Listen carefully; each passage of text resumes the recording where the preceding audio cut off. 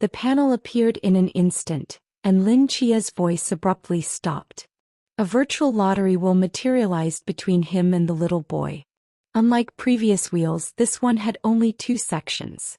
One section was pitch black, occupying about 95% of the wheel's surface. On this dark area, apart from the blackness itself, there were only 2 mysterious white characters, unknown.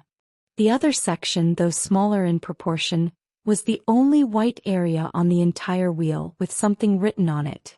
But before Lin Chia could see clearly, the wheel suddenly began spinning rapidly. That flash of white streaked through the void and directly entered Lin Chia's mind. There was no announcement to begin, no manual spinning of the wheel, no hint of the Forbidden Domain's name, and no introduction to its abilities. Unlike any previous reward draws, Lin Chia only felt a strange sensation suddenly emerging from his mind, as if some shackles had been broken, and the world before his eyes began to change. Threads extended from the void, interweaving into glowing orbs in the palms of his left and right hands. These 2 orbs were like balls of yarn floating in the air, with countless threads extending in all directions from their surfaces. Many threads between the 2 orbs entangled with each other, as if some invisible force wanted to bring Lin Chia's hands together. What is this? Unfamiliar yet profound information appeared in Lin Chia's mind. He stared at the 2 orbs in his hands, processing the information while asking in confusion, "My forbidden domain has 2? Yes and no. They are one entity." The little boy gazed at the 2 entangled orbs and slowly said, "They have many names, past and future, uncertain and determined, beginning and end, start and finish. But most people call them cause and effect. My forbidden domain is related to cause and effect?" Lin Chia's eyes lit up with excitement upon hearing this. The little boy shook his head. "It's not related to cause and effect. From the moment you awakened it, you became part of cause and effect. Your left hand represents causeless cause, and your right hand represents predetermined effect. Possessing either one would be enough to overturn the rules of this world. But I must warn you, you've awakened too early this time. Before becoming a god, your spirit cannot simultaneously bear the power of the twin forces of cause and effect. Causeless cause, predetermined effect." Lin Chia's gaze swept across the orbs in his left and right hands, then he asked puzzledly, "What happens if I can't bear their power?" "Their existence will keep your spirit constantly tense, like a steel wire stretched to its limit. If not addressed in time, once that wire snaps, it can never be repaired." The little boy paused briefly. "Simply put, you'll either go mad or die, and no one can save you." Lin Chia's expression immediately darkened. The good news was that his forbidden domain was powerful. Causeless cause, and predetermined effect. Both transcended most forbidden domains and even divine domains. The bad news was that he couldn't handle it yet. For the current Lin Chia, this was worse than death. Is this ability really that strong? Lin Chia frowned. Why would such a powerful ability appear in me of all people? It's worth noting that Lin Chia was already at humanity's ceiling, standing at the pinnacle of human potential. Yet even so, his mental strength couldn't bear this forbidden domain's power. Even Chloe's 001 hadn't faced such a situation. Does that matter? What's yours is yours without reason. The little boy said flatly. Then how do I solve the problem of being unable to bear it? That's not my concern. The little boy shrugged. I'm only responsible for helping you recover your forbidden domain. What happens afterward is for you to figure out. Before your spirit snaps from tension, you have at most 2 months. You'd better hurry. Lin Chia. As Lin Chia was about to ask more questions, the little boy looked up at the darkness above and slowly said, "Your time is almost up. If you don't return now, you'll truly die." This statement immediately stifled Lin Chia's questions. He also looked up, seeing nothing but endless darkness. How do I get out? Don't ask me, ask yourself. The little boy turned around and walked into the darkness. As his white figure gradually faded, his voice drifted to Lin Chia's ears. With cause and effect in your hands, you've already seen the view from the pinnacle of this world. The answers to all difficulties you face are there. As his words fell, the little boy's figure completely vanished, leaving Lin Chia standing alone in the boundless darkness. All within cause and effect. Lin Chia murmured these words, quickly processing the fragments of information remaining in his mind. His eyes gradually brightened. I see now. Lin Chia's gaze fell on his right hand. The shimmering, predetermined effect began to emit dazzling light, and a thread floated out from it, connecting into Lin Chia's body. Outside Chang'an City. Abandoned ruins. In the swirling dust, a cold, headless corpse lay in a pool of blood. The once crimson blood had already congealed to black. Several crows circled above the body, emitting harsh cries. One crow quickly dove down, intending to peck at some part of the corpse. Suddenly, the right finger of the headless body twitched, and a thread extended from within, shooting straight toward the crow. Flap, flap, flap. This suddenly appearing thread startled the diving crow, causing it to immediately turn back toward the sky, but its speed was far slower than the thread. In the blink of an eye, its form was pierced by the thread. The next moment, a ferocious sword mark mysteriously appeared on the crow's back.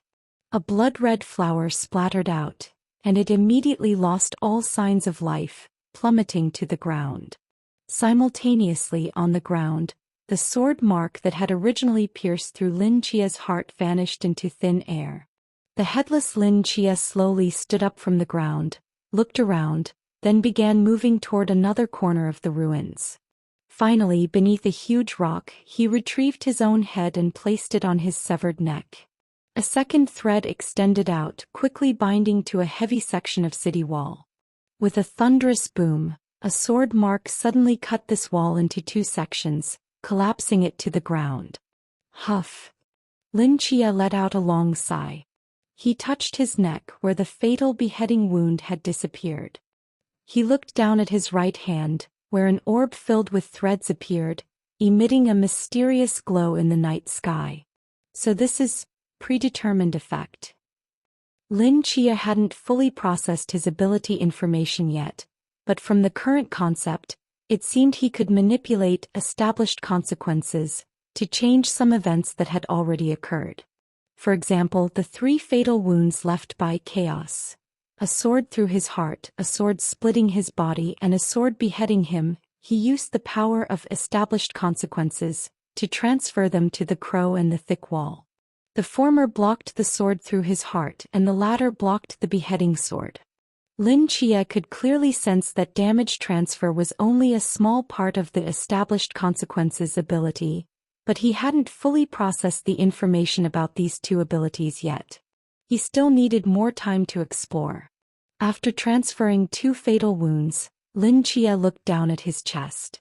A hideous sword mark extended from his collarbone all the way to his side waist, almost splitting him in half.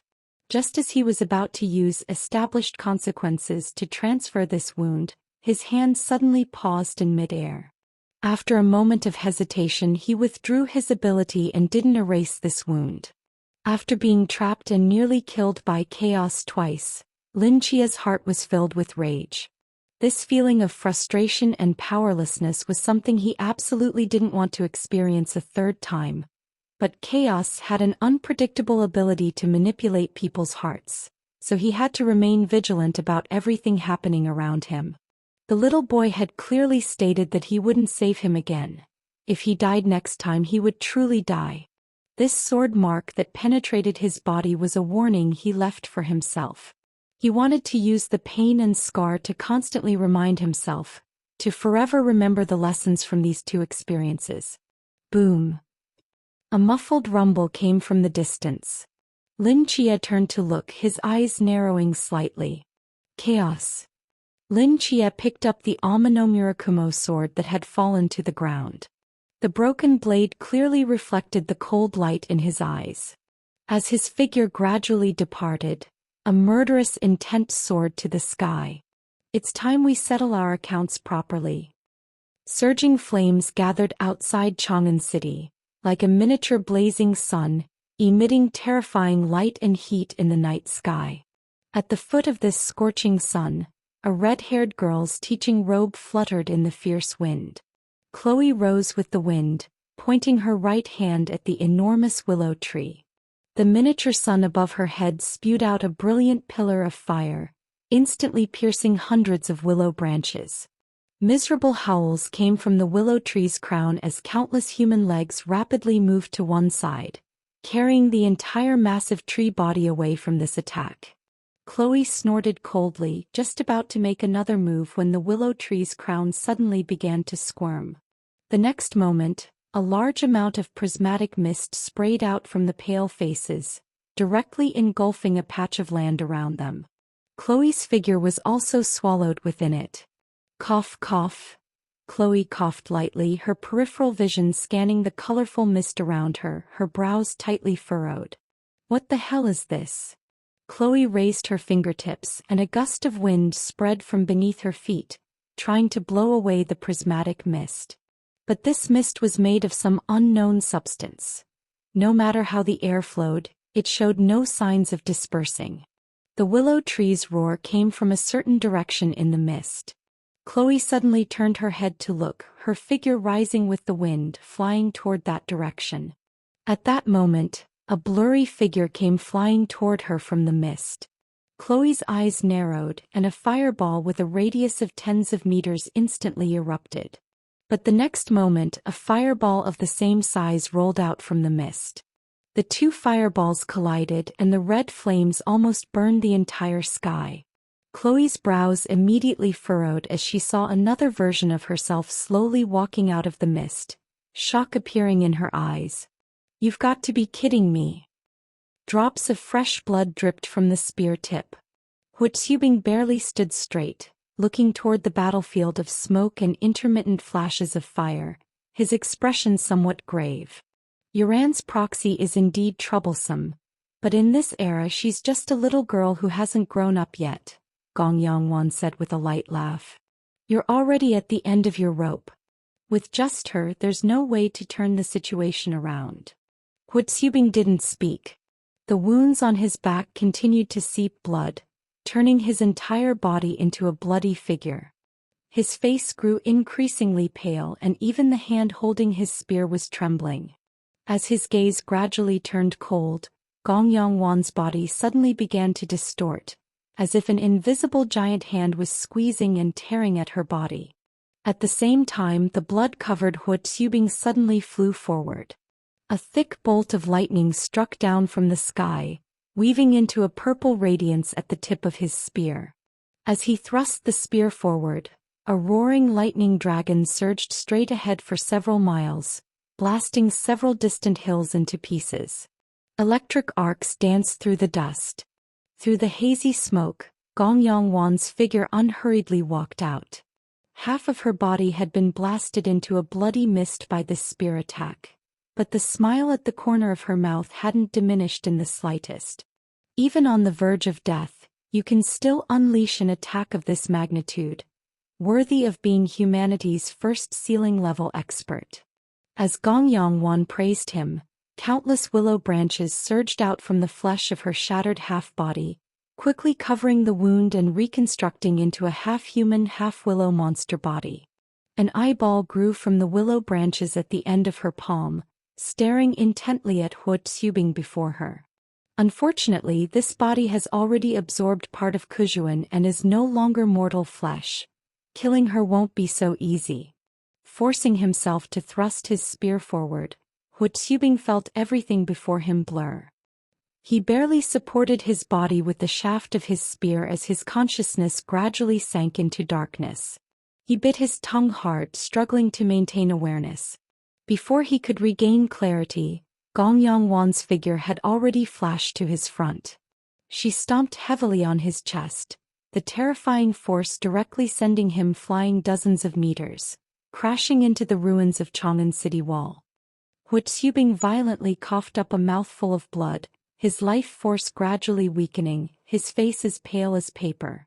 Gong Yongwon walked to the ruins. Chaos seemed to have completely lost interest in Hua Tsubing, giving him a faint glance. This farce should end now. Gong Yongwon's face changed, transforming into a man with a ferocious expression.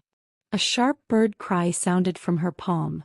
Just as she was about to kill Hua Tsubing, a voice suddenly came from behind her. Lord Chaos, you cannot kill him. Gong Yongwon paused, turning her head in confusion. She saw a young man standing behind her, his face full of respect. Who are you? Gong Yongwon asked, puzzled. Lord Chaos, what's wrong with you? The young man asked in confusion. I'm Zhang San, your most trusted servant for these hundreds of years. Zhang San. Gong Yongwon stood there stunned. Zhang San? Hundreds of years as your most trusted servant? A hint of confusion first appeared in his eyes, followed by sudden realization. Oh, it's Zhang San. How could I have forgotten him? As my most loyal servant, Zhang San has followed him for hundreds of years. Although he was a child from a mountain village, his talent was quite decent. Years ago when I was traveling through Zhang Family Valley, I happened to encounter this child fighting with other children. This child was physically weak and couldn't beat the other children, but after each beating he would use schemes and tricks to lure those who beat him to the edge of a ravine, and when they weren't paying attention, push them down to their deaths. Gradually, all the village children were killed by him. The villagers realized Zhang San's treacherous and vicious nature and were about to drown him in a pig cage when I stepped in to save him. Later, Zhang San, to repay the life-saving favor, directly kowtowed to him and asked to be his disciple. He liked this child's personality very much and accepted him as his servant. Although many people and gods believed in him, Zhang San was absolutely the most loyal one. Public Lam Wan's expression softened somewhat and she asked Zhang San, why can't we kill him? Lord Fuss, how come you don't remember anything? Zhang San sighed, stepped to Public Lam Wan's side and whispered in her ear. Fizz, I'm going to kill you. The moment those words fell, a broken sword pierced through Public Lam Wan's skull from under her chin, splitting her head in two. Fresh blood splattered everywhere as the corpse fell stiffly to the ground. Lin Chia flicked the blood off his blade, his cold gaze looking down at the corpse at his feet, and calmly said, not hiding in the tongue. It seems I'll have to let you struggle a bit longer. The corpse of Public Lam Wan on the ground quickly transformed into an eyeball-covered willow branch. A black light flew out from her abdomen and this severed finger opened a bloody mouth on its fingertip from which a roar emerged. You. What exactly did you do? At this moment, Chaos finally regained clarity. Looking at the coldly smiling Lin Chia before him, and recalling his own absurd behavior just now, he felt his lungs would explode with anger. His most loyal servant Zhang San. A child from a mountain village. He even fucking traveled to Zhang Family Valley and greatly appreciated this treacherous child. How did he accept such a ridiculous setup just now? These things clearly never happened, but he seemed to have personally experienced them, to the extent that in that brief moment, he truly regarded Lin Chia as his most trusted servant. Kiss knew clearly that although he was only a finger segment here without any of his true body's combat power, and had to rely on the physical bodies of counterfeit Wuchuan and counterfeit Public Lam Wan to move around, he was still a finger of one of the three pillar gods. Even some illusions or cognitive confusion abilities should have almost no effect on him. You've awakened? Fizz seemed to have guessed something. What ability is that? Lin Chia slowly raised his left hand, and a ball of light appeared in his palm. From the light extended a thread that had somehow already wrapped around Chaos's finger. Causeless cause. Compared to predetermined effect, the ability of causeless cause was more obscure and hollow. As far as Lin Chia currently understood, this ability represented a cause without origin, capable of creating a non-existent causal relationship out of thin air, illogical and absurd, yet the starting point of all things in the world, the cause of all effects. Lin Chia certainly wouldn't reveal his forbidden domain to chaos. Threads extended from the light in his palm into the void. Guess. Lin Chia said coldly. As his words fell, an astonishing divine power erupted from the Aim no Murakumo sword in Lin Chia's hand. The surface of this long-dormant divine weapon finally radiated a dazzling divine light, as if completely activated, emitting a sharp hum. You're not its master and you haven't become a god, yet you can fully control it. Seeing this, Chaos connected it to his recent experience and said in a deep voice, "Could it be that your forbidden domain is related to cause and effect?" Lin Chia didn't answer. He gripped the Aim no Murakumo sword and slashed a lightning-fast arc of sword light in front of him. The sword light cut across heaven and earth, a sword mark extending from the ruins on the ground all the way to the horizon. The dark clouds above Chang'an City and the surging phantasmal smoke nearby were instantly cut open. No matter how the clouds and smoke churned, they could never reunite, as if an invisible wall separated them. This Aim no Murakumo sword was snatched by him and Jelon from Susanu's hands. Lin Chia was not its master, and without divine power, it was even more difficult to unleash its full power. So until now Lin Chia had only been using it as a close combat weapon. But now things were different. Looking carefully, one could see a causal thread extending from causeless cause, connecting to the hilt of the Aim no Murakumo sword, floating gently. Under the power of causeless cause, Lin Chia directly created a brand new causal relationship with the Aim no Murakumo sword. In that causal relationship he was the master of the Aim no Murakumo sword. Now he could directly unleash the true power of the Aim no Murakumo sword without having become a god. Nothing it cannot cut, and whatever is cut cannot be repaired, even clouds and mist are no exception. This is the supreme killing divine weapon of Takamagara, the Aim no Murakumo sword. A bloodline appeared on the surface of Chaos' finger with the sword mark deeply embedded in it. But this finger was too hard. Even the Aim no Murakumo sword at full power could only cut this deep wound into the bone, unable to completely sever it. With this sword strike, the severed finger sensed the danger. Its form transformed into a beam of light, howling as it flew toward the distance. It was escaping. Having lost public Lam-Wan as a vessel, it was just a hard finger. In front of Lin Chia, who possessed the causal forbidden domain, it had almost no chance of winning. It wasn't easy for it to return to this era from 2,000 years in the future. If it were to be destroyed here, not only would the power of the key of the door be wasted, but it would also completely lose this finger. As long as it survived, even in this era, it could still plan another killing trap for Lin Chia and still have a chance to complete its mission. Lin Chia stood still, quietly watching this scene. His right hand gently raised, and a causal thread emanating from that severed finger, spanning hundreds of meters through the void, was pinched between his fingertips. Looking at this causal thread belonging to the severed finger in his hand, Lin Chia calmly said, "I'd like to see where you think you can escape to?" The severed finger of Fuss swept across the sky, moving hundreds of miles in just seconds. Chang'an City had already disappeared at the horizon's edge. Seeing that Lin Chia and the Kusanagi sword hadn't caught up, the voice from the severed finger finally spoke. "There's the Asylum of Gods, and he possesses a causality-type forbidden domain. Who exactly is this kid? If we don't deal with him promptly, he might actually become a threat to us. However, after being tricked by me twice, he probably won't be so easily fooled again." As the severed finger pondered, fierce winds swept around it. Suddenly, the landscape below changed, and the collapsed city wall appeared before its eyes again. "What's happening? I'm back?" Its confused voice rang out.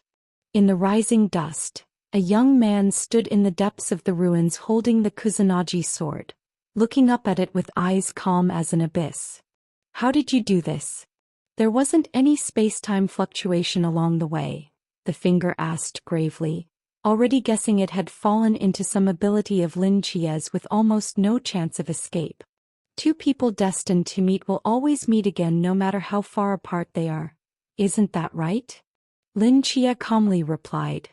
If this severed finger could see causality, it would notice that its causality threads and Lin Chia's were tightly intertwined by predetermined outcome, their connection 1,000 times stronger than destined love. Under such a tight bond, no matter which direction it fled, it would ultimately return to Lin Chia's side. Lin Chia flicked his sword-holding hand lightly, and a flash of sword light pierced through the finger, pinning it directly to a thick city wall. Drops of blood seeped from the finger, emitting a nauseating stench. He stepped forward, slowly walking toward the finger pinned by the Kusanagi sword. Lin Chia, do you think killing me will end everything? The finger's voice sounded again. Kes showed no fear whatsoever. Kill me and my main body will only lose a finger. This changes nothing. As long as you exist in this era, the key to the door won't let you go. Once I fail, he will reach across time and space to act himself. Do you think you can survive in his hands? Lin Chia's eyes narrowed slightly as he stared at the finger without speaking. He was right. Since the key to the door possessed omniscient abilities, everything he was doing now was under its observation. Having obtained causeless cause and predetermined outcome would only make him more of a priority for the key to the door, which would use even more powerful means to kill him. Boom! Just as the finger finished speaking, a tremendous roar came from the sky, making even the ground of Chang'an shake violently. Lin Chia looked up and saw a space-time vortex gradually forming above the split clouds. Dense black lightning moved within the vortex, and a vast, terrifying aura began emanating from it. Lin Chia was familiar with this aura. Not long ago, when fighting with Qingyu, he had sensed this power from the crack of the door of truth. It was the power of truth, the power of the key to the door. And the center of that space-time vortex hung directly above his head. Seeing this, the finger couldn't help but laugh. See? I was right. He has made his move. Lin Chia frowned as he watched the black lightning blooming from the space-time vortex, his expression extremely grave. He had just escaped death and recovered his own forbidden domain.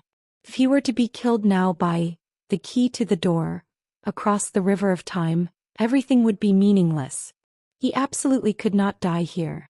Lin Chia's mind raced.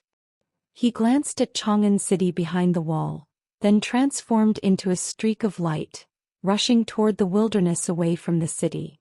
As he moved, the space-time vortex brewing with lightning in the sky moved simultaneously, like a giant abyssal eye locked onto Lin Chia, its world-destroying aura spreading madly. Lin Chia sprinted along the uninhabited wilderness for hundreds of miles before stopping. By now, the space-time vortex locked onto Lin Chia had fully formed. Surging lightning poured into the center of the vortex. As the last arc disappeared, the world suddenly fell into dead silence. This sudden silence didn't make Lin Chia lower his guard. The calm before a storm is always unusually quiet. Every muscle in his body tensed as he faced the imminent threat. In the silent world, a roaring pillar of lightning crashed down from the space-time vortex. Rather than a pillar of lightning, it would be more accurate to call it a lightning domain. The pillar's radius was several miles wide, visible even from Chang'an hundreds of miles away, instantly illuminating the entire night sky. Lin Chia stood at the center of this falling lightning domain, his pupils contracting violently as his figure was instantly engulfed in the lightning. The thick earth melted like snow in the lightning domain. Shock waves of lightning arcs spread in all directions, leveling mountains and hills. From a distance, one could see a white-hot explosion expanding like a sphere at the edge of the horizon. Seconds later, a deafening blast that made ears ring echoed through the sky. Boom! What was that? Inside the prismatic smoke, Chloe, who had been fighting her counterfeit, suddenly changed expression. She turned toward the direction of the roar. Through the sword mark in the center of the smoke, She could see a white-hot lightning sphere expanding madly on the distant ground. A world-destroying aura emanated from it, and even the scattered electric arcs could easily wipe out an entire city-state.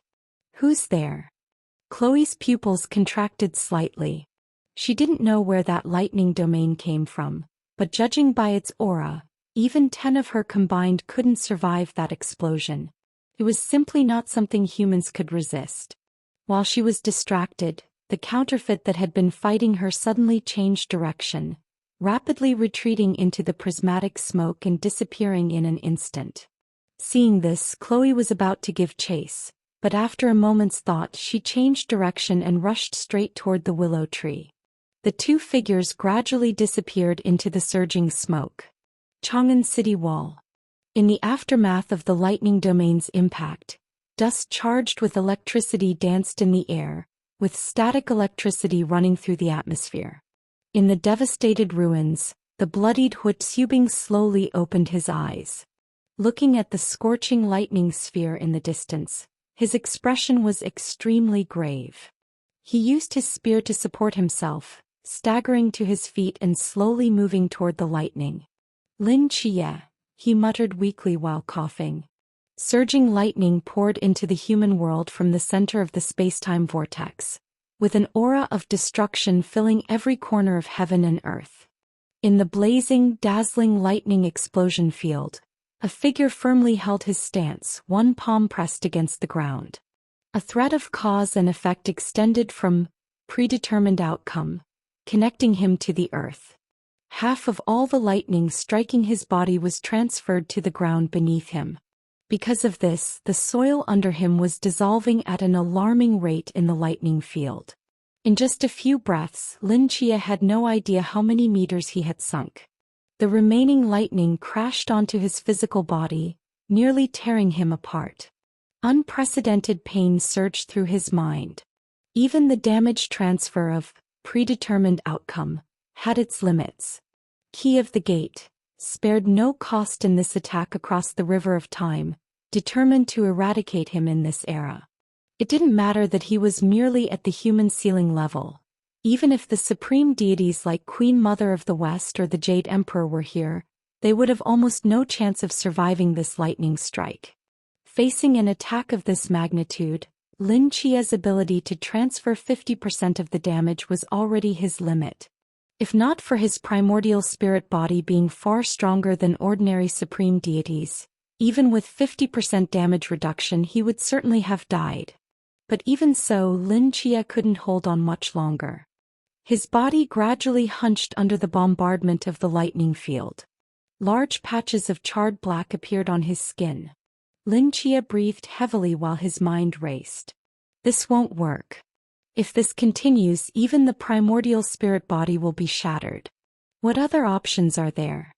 He had already used all his survival techniques. Passively enduring the attacks meant certain death. To survive, he had to take the initiative.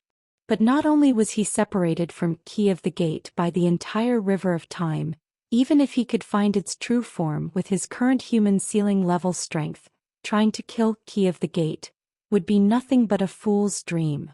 What other method could fundamentally solve this problem? Amidst the rolling lightning, Lin Jie seemed to realize something. He looked down at the two orbs of light in his left and right hands, and a gleam of brilliance emerged. Causeless cause, predetermined outcome, the answer to all difficulties lies between cause and effect. So that's it, I understand. I understand everything now. A bolt of lightning struck Lin Jie's back, making him violently spit out a mouthful of fresh blood, but his eyes grew increasingly bright. As he gradually brought the orbs of light in his left and right hands closer together, dense threads of cause and effect extended from within Lin Jie's body, one end inside him and the other connecting to the void. These were all the causes and effects belonging to Lin Jie, the proof of his existence in this world. These causal threads penetrated the past, present, and future. Lin Jie looked at these causal threads belonging to him, his eyes narrowing slightly. Under the guidance of the two orbs of light, these threads were forcibly pulled from the void, intertwining and connecting, eventually condensing into a tightly woven thick rope floating in front of Lin Chia's chest. You can monitor me and find me because I've left my own traces in the river of time. If that's the case, as long as I extract all my causality from time and hide it, you will no longer be able to observe my existence. Lin Chia's eyes burst with dazzling light. The thick rope woven from causal threads floating before him connected its head and tail automatically, becoming a self-rotating ring. The moment this ring formed, his connection to the world completely disappeared. Whether in the past, present, or future, there was no longer any trace of Lin Chia. Instantly, that world-destroying lightning domain abruptly ceased. At the same time, above the ever-flowing river of time, a massive gray mist churned violently. In the center of this mist, a huge eye resembling a vortex suddenly froze.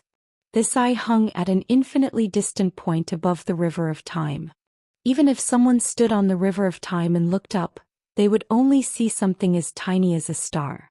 Because of this, the seemingly boundless river of time was likewise just a small dot in this eye. In the center of this vortex-like eye, an ancient and magnificent gate stood like a pupil.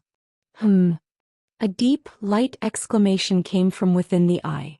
The vortex eye stared intently at the dot-like river of time, as if searching for something. After a long while, that deep voice sounded again. Disappeared. In the sky above, the time-space vortex wreathed in lightning slowly came to a halt. Residual electric arcs wandered through the air. On the desolate ground, a bottomless black abyss appeared from among the dissipating electric arcs. Hu Xubing, supporting himself with his spear, staggered to the edge of this abyss, his expression visibly moved. The radius of this abyss was about several miles. Looking down, one couldn't see the bottom. It was dark and cold, as if connecting to the netherworld. This scale of terrain transformation had already exceeded human understanding and belonged to the realm of divine miracles. Lin Chia, Hu Xubing spoke hoarsely. His voice echoed continuously in the giant abyss, eventually becoming an indistinct murmuring wind. The bottom of the abyss remained deathly silent. Hu Xubing's expression gradually turned to disappointment. He took one last look at the endless abyss, turned around and dejectedly moved toward Chang'an City. He didn't believe Lin Chia could survive under that terrifying attack. Even a god couldn't. However, just as Hu Xubing had taken a few steps, a coughing sound came from behind. Hu Xubing froze, turned to look and saw Lin Chia in tattered clothes standing beside the giant abyss. His body was almost completely charred black, but his eyes were as bright as stars. Hu Xubing's face showed rare shock at seeing Lin Chia emerge alive from the abyss. He's still alive. Marquis. The dust-covered Lin Chia smiled at Hu Xubing. After examining Lin Chia for a long time, Hu Xubing smiled, somewhat helplessly yet gratified. It seems this Marquis is no longer the highest pillar among all beings. The highest now is you. The Marquis flatters me, Lin Chia said softly. Thank you for coming to see me despite being so badly injured. I know you have many questions, but please wait for now. Lin Chia slowly turned his head toward Chang'an City, his bright eyes narrowing slightly. I need to go kill someone first. On the ruins of the city wall, a black severed finger was firmly pinned to the stone surface by the Amano sword. It seems this time that Key of the Gate fellow was also serious. Launching an attack of this scale across the river of time, the price he paid must have been considerable. The voice of the severed finger drifted out. He looked at the gradually dissipating space-time vortex in the distance, the corner of his fingertips' mouth slightly curling upward. Is it over? A willow branch with an eyeball extended from the phantasmagoric mist, wrapping around the hilt of the Amano sword. Just as it was about to pull the blade out, a long spear whistled through the air from afar, instantly blasting the willow branch to pieces. The spear tip pierced through the blood mist, accurately striking beside the severed finger. He turned slightly toward the direction the spear came from, seemingly somewhat displeased. From the dust swirling with electric arcs, a figure wearing blood-colored armor and a young man in tattered clothes slowly approached. Upon seeing the young man, the severed finger froze, then spoke in surprise. "You? How are you not dead? Key of the gate. Couldn't kill me. Surprising, isn't it?" Lin Chia's expression was completely calm. The finger pad faced Lin Chia without speaking further. Logically, after Key of the Gate had paid such a great price, there was no reason not to completely eradicate Lin Chia. He didn't know where things had gone wrong. But Lin Chia being alive meant he was in crisis once again. "How is this possible? How did you survive?" The severed finger faced Lin Chia as if detecting a slight change in him, his voice somewhat incredulous. "You've hidden your own causality. Erased your existence from the river of time." Lin Chia spoke calmly. "You all are so certain humans have no hope. Isn't it because you have Key of the Gate, the omniscient observer constantly watching the past and future? Now, a variable beyond your control has appeared. What do you think I'm going to do?" The severed finger stared intently at Lin Chia, inwardly startled. He had thought Lin Chia's abilities would be troublesome, but he never imagined Lin Chia could directly conceal his own existence. This way, even Key of the Gate couldn't see his actions, and since he had hidden his past and future, even if Key of the Gate wanted to change history, it would have no effect on him. In other words, Lin Chia had completely transcended their control, and his causality was now solely in his own hands. To set up another precise ambush for Lin Chia like this time would be virtually impossible. The severed finger's thoughts raced rapidly. Just as Lin Chia was about to speak, a voice suddenly came from the distance. "Lin Chia." Lin Chia turned to look and saw Chloe, covered in wounds, carrying the corpse of a willow branch, quickly running toward them. She looked at the badly wounded Lin Chia, seemingly relieved, and walked over. "I just saw lightning erupting over there and thought you might be inside. Are you hurt?" Lin Chia glanced at her, his eyes narrowing.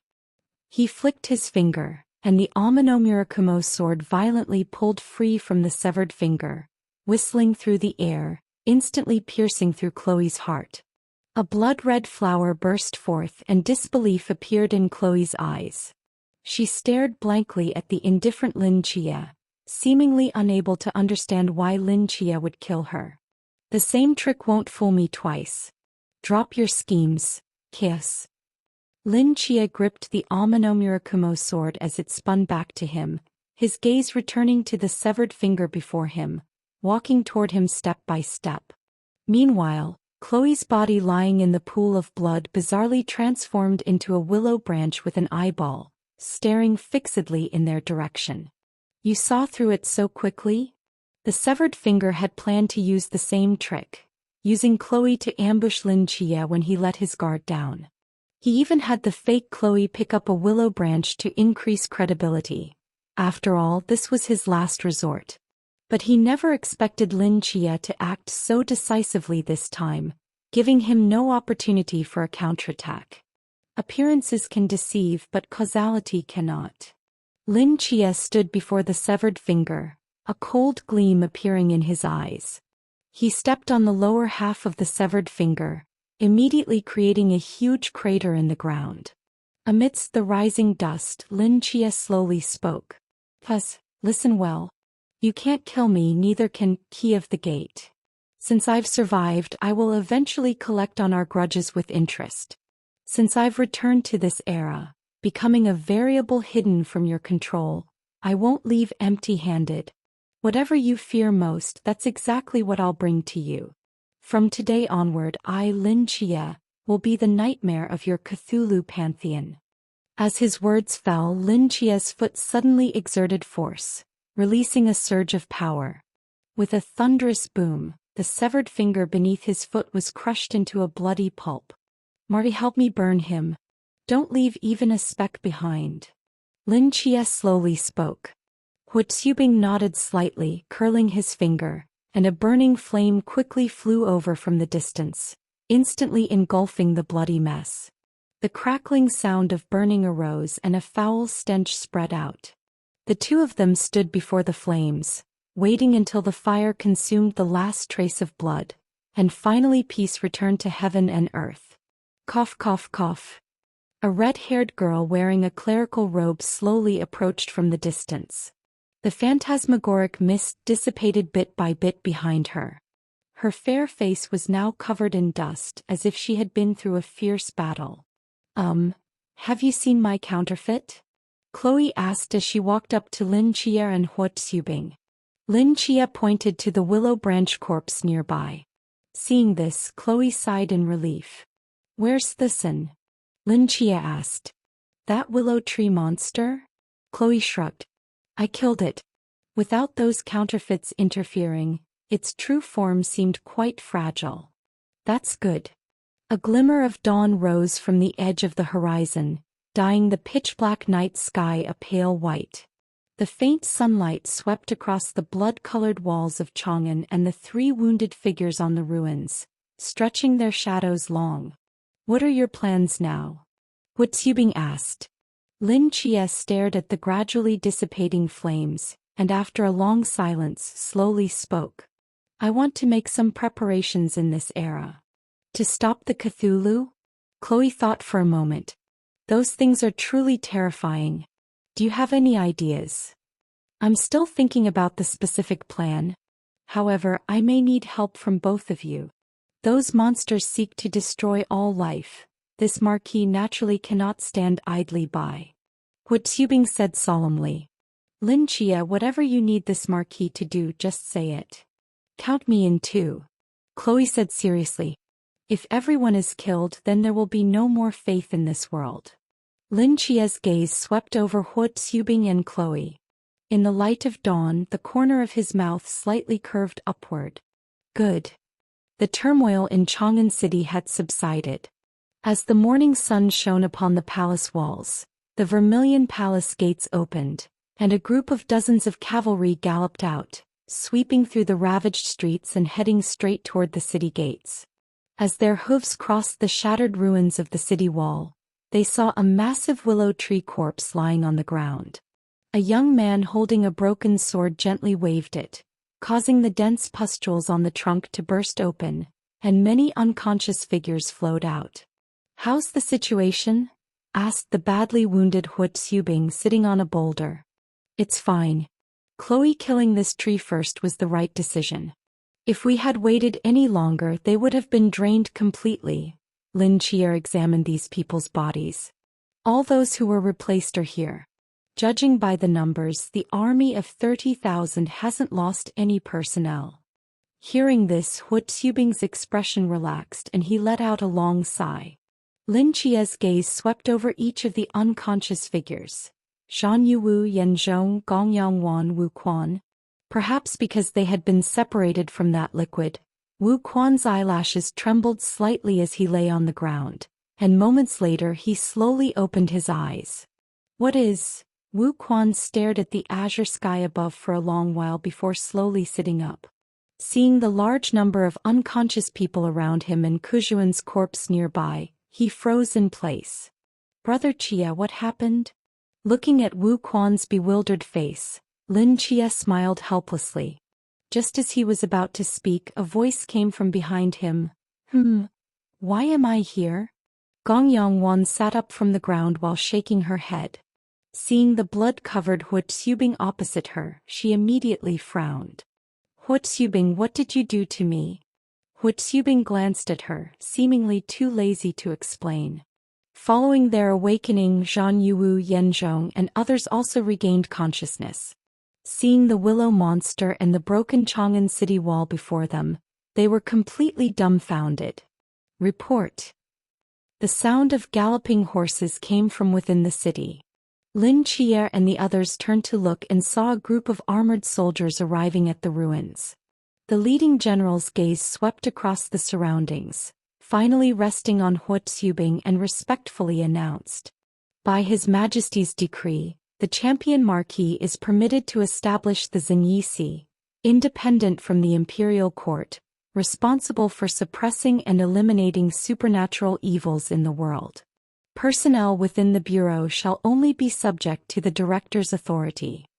Champion Marquis Hu Tsubing is appointed as Director, and along with the meritorious officials who quelled last night's turmoil, shall immediately enter the palace for an imperial audience. As the words fell, Zhang Yuwu Yenzhong and others present were stunned for a moment before their faces lit up with wild joy. His Majesty actually agreed.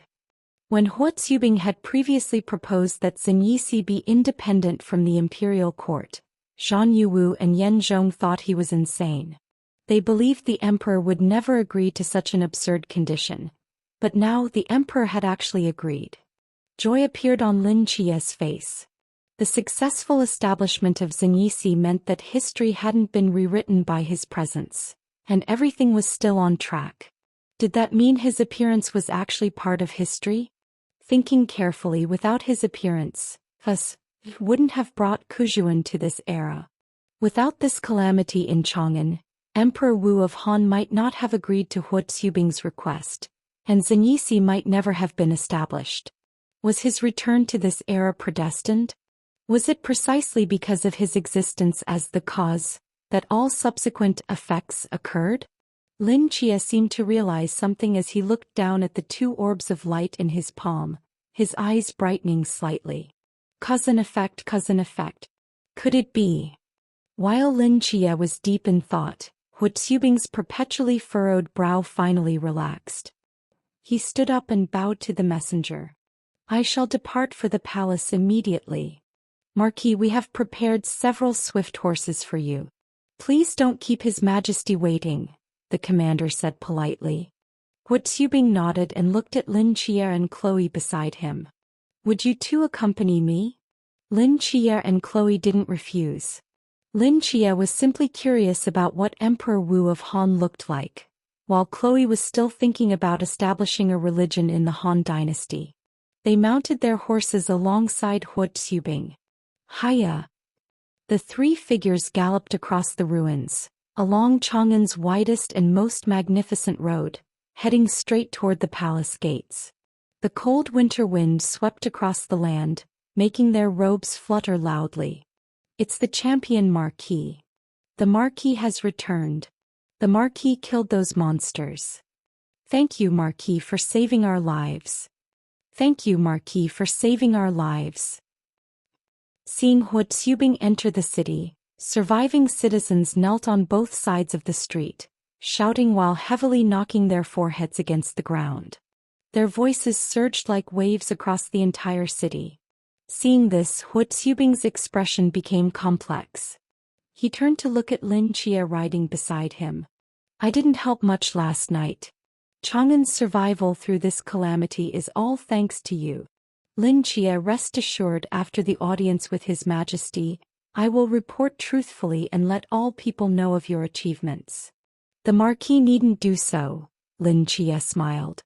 I don't belong to this era, so what use are these empty honors? Actually, I must ask the Marquis to claim those merits for yourself and ensure my name isn't known to more people. Why? Hu Tsubing asked, puzzled. Lin Chia raised his hand, pointing to the sky above. Above the world there is an eye searching for me. Although I've hidden my cause and effect, if too many people know of my existence, the entangled causality will grow and become harder to conceal. So, from today onward, the fewer connections I have with the world, the better. Hu Tsubing nodded and said seriously, I understand. I will take on all causality for you, though this seems unfair to you. It's just a small matter. How is it unfair? I'll need the Marquis's help for what I'm planning in the future. As they spoke, the three had already passed through the palace walls. They dismounted and, led by Steward Li, walked directly toward one side of the imperial palace. Contrary to Lin Chia's expectations, their meeting with Emperor Wu wasn't arranged in the main hall for state affairs. The three of them passed through a garden and were finally invited into the imperial study. Your subject Hu Tsubing, reporting as commanded. Hu Tsubing, wearing his blood-stained armor, bowed on one knee to the person behind the desk. After a stick of incense had burned out, three figures walked out of the imperial study. This meeting went about as Lin Chia had expected. Emperor Wu of Han rewarded Hu Xubing, giving him a large amount of gold and manpower to establish the Demon Suppression Bureau. Then he tried to befriend Lin Jie by offering him land and titles. But Hu Xubing intervened, and after some persuasion, Lin Jie was only awarded 500 taels of gold. After leaving the imperial study, Lin Jie and Hu Xubing's expressions remained unchanged, while Chloe walked with her head down, her face full of resentment.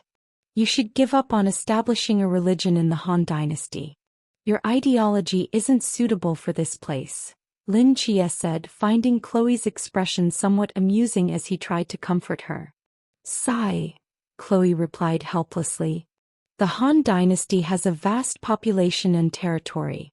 If I leave here, who knows how far I'll need to travel to find a suitable place. Chloe suddenly stopped as if something had occurred to her and grabbed Lin Jie's sleeve. Hey, you're from the future, right? Did I succeed in your era? Lin Jie raised an eyebrow. Very successfully. Hearing this answer, Chloe's eyes immediately lit up. Then can you tell me where I succeeded? Where should I go? Lin Jie opened his mouth to say something, but hesitated before speaking. Wait a moment. Lin Jie raised his fingertip and in his vision, a thread of cause and effect extended from his finger into the void. His brows furrowed as if calculating something. After a moment he withdrew the thread and shook his head. I'm sorry, but this isn't something I should tell you. If I did, I would not only become entangled in enormous causality but would also alter the course of history. You must discover it yourself. Outside Chang'an, Lin Jie had already realized that his actions might be a predetermined part of history, but this didn't mean all his actions fell within this scope. For example, if he had just struck down Emperor Wu with his sword in the imperial study, the history of the Han dynasty would have undergone earth-shattering changes, and the future might have become chaotic. Of course, the normal Lin Jie would never do such a thing, so this possibility never occurred in history. Lin Jie had been wondering why only he could return to this era. Now he had a guess. Because sending anyone from the future back to this era carried enormous risk, as the time gap between this era and the future was too vast. Any action here could potentially cause earth-shattering changes in the future. Even burning a book could lead to the extinction of some school of thought in later generations. Once someone realized this, they would inevitably become overly cautious, not daring to kill even one person because they wouldn't know whether their actions were part of history or would affect the future. But Lin Jie was different. He possessed causeless cause and predetermined effect, allowing him to judge whether his actions would affect the future through the causality they created. He was the only one who could act freely in this era while avoiding causal fluctuations. All right. Seeing that Lin Jie was unwilling to reveal more, Chloe was disappointed, but knowing she was destined for success still filled her with hope for the future. His Majesty has already permitted the establishment of the Demon Suppression Bureau. I will be busy with this matter in the coming days. Hu Xubing turned to Lin Jie. Lin Jie, is your business urgent? If so, I can help you first, then return to Chang'an to attend to other matters. It's not urgent, Lin Jie waved his hand. Establishing the Demon Suppression Bureau is most important. If you need my help with anything, just ask. With over 2,000 years until Lin Jie's era, there was naturally no rush for these few days. Besides, Lin Jie still needed to find a way to address his mental energy's inability to withstand causeless cause and predetermined effect. He didn't want to drive himself to death or madness before accomplishing his mission. After last night's battle, Lin Jie did feel mentally exhausted. Those two abilities placed too great a burden on his brain, suggesting that the 2-month limit mentioned by the boy was already an optimistic estimate. Hu Xubing thought seriously for a moment. There is indeed something I need your help with. What is it? Establishing the Demon Suppression Bureau requires handling many matters, but our current members only amount to about 10 people. We're somewhat short-handed, Hu Xubing paused. I have issued a recruitment call for extraordinary individuals throughout the realm. Many will come to Chang'an in the coming days, but among them will certainly be opportunists, and some whose character makes them unsuitable for the Bureau. I hope you can help screen suitable candidates as our first batch of members. Screening extraordinary individuals. No problem. Lin Chier agreed without much hesitation. Identifying extraordinary individuals, evaluating abilities and assessing character might be major challenges for people of this era, but they posed little difficulty for Lin Chia. After all, he had been a training camp instructor, and now with the aid of causeless cause, he surpassed the extraordinary individuals of this era in many aspects. By the way, won't this affect your causality? Hu Xubing asked with concern. It's fine, Lin Chia smiled. I'm just meeting and screening them, at most seeing them once. I have ways to handle this small amount of causality. Hu Xubing nodded. I'll give you an address. The screening will take place there. I estimate it will take at most 4 days to complete everything. An hour later.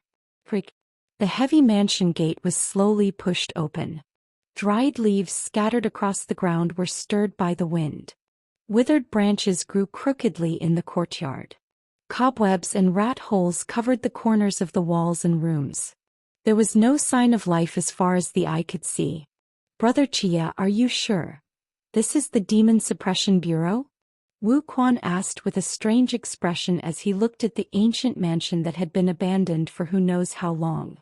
The Demon Suppression Bureau operates independently from the court and is composed of extraordinary individuals, so of course it should be as secretive as possible. How could it be located in Chang'an? Lin Chia shook his head. The Marquis has already taken people to select a site in the mountain valley to build the Bureau's headquarters.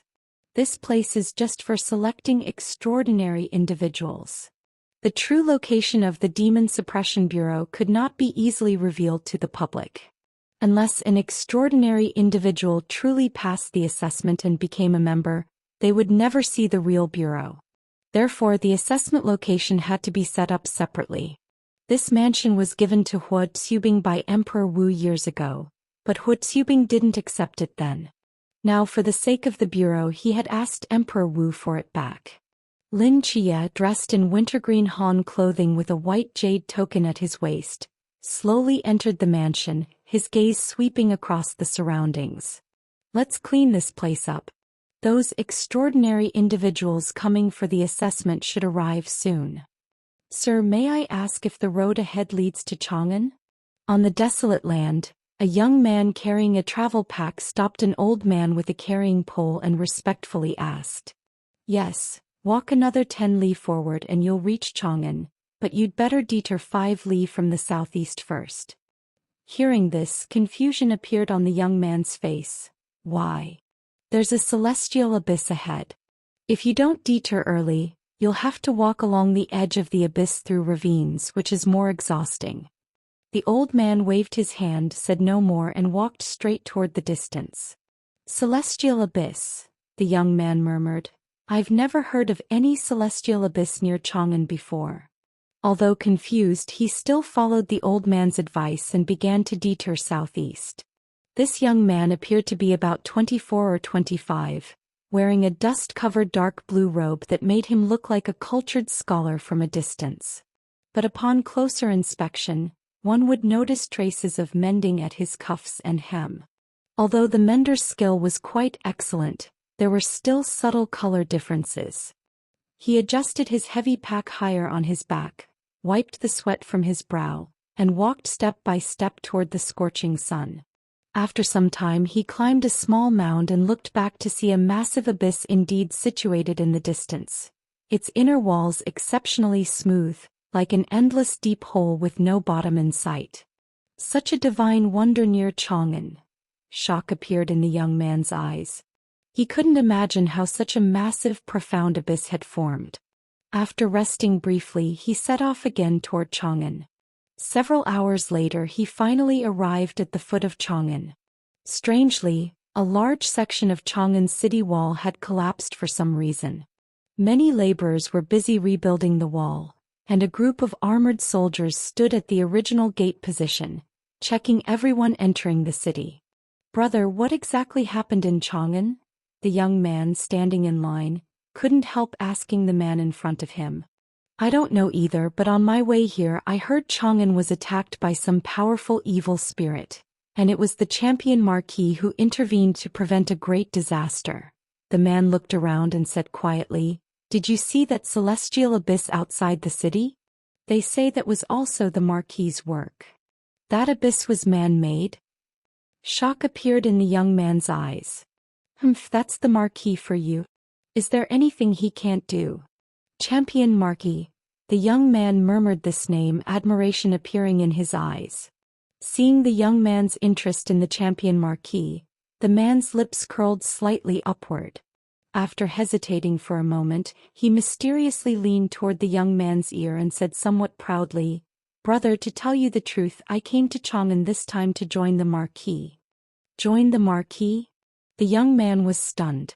"Are you also here to apply for the Demon Suppression Bureau?" "You too?" After discovering they were fellow travelers, the two immediately became enthusiastic and began addressing each other as brothers according to their ages. "Brother Hu, since you're here to apply for the Demon Suppression Bureau, why are you arriving only now? If I remember correctly, isn't today the last day?" the man asked puzzledly. "My home is quite far from here and it took some time to walk all the way." "Oh. Where is your home?" "Chonglin County." "Phew, that is indeed not close. You walked all the way here? Why not buy a horse?" The young man smiled without saying anything. Seeing that the young man was unwilling to elaborate, the man tactfully stopped asking. After chatting briefly, it was their turn to be questioned by the soldiers. "Who are you? Why do you want to enter the city?" the soldier asked with a serious expression. The man was about to say something when he looked around furtively, then finally leaned close to the soldier and answered in a low voice. "I'm going to the Demon Suppression Bureau." The soldier looked at him with a strange expression. "If you're going to the Demon Suppression Bureau, just say so. Why whisper? Go on." "You, the young man behind, what about you?" "I'm the same as him, also going to." "Ah, go on, go on. Go straight for 2 Li, then turn right. There are signs guiding you all the way. Remember to get a number and wait in line." The soldier waved impatiently, seeming reluctant to ask more. The two mysteriously passed through the city gate, and they vaguely heard the soldier's impatient voice again. "What? You're also going to the Demon Suppression Bureau? Why didn't you say so together?" "Hey, go on. Anyone else going to the Demon Suppression Bureau? No need to wait in line, just go in, don't block others' way." "Young man. Are there really so many supernatural practitioners in the world?" The young man scratched his head in confusion. "I don't know if there are that many supernatural practitioners, but people who admire the Marquis are definitely numerous. By the way, Brother Zhao, I haven't asked yet. Since you're also a supernatural practitioner, what's your ability?" "Me? Hee. The man looked around to ensure no one was nearby, then leaned toward the young man's ear and proudly said, "I can kill a bull with 3 punches."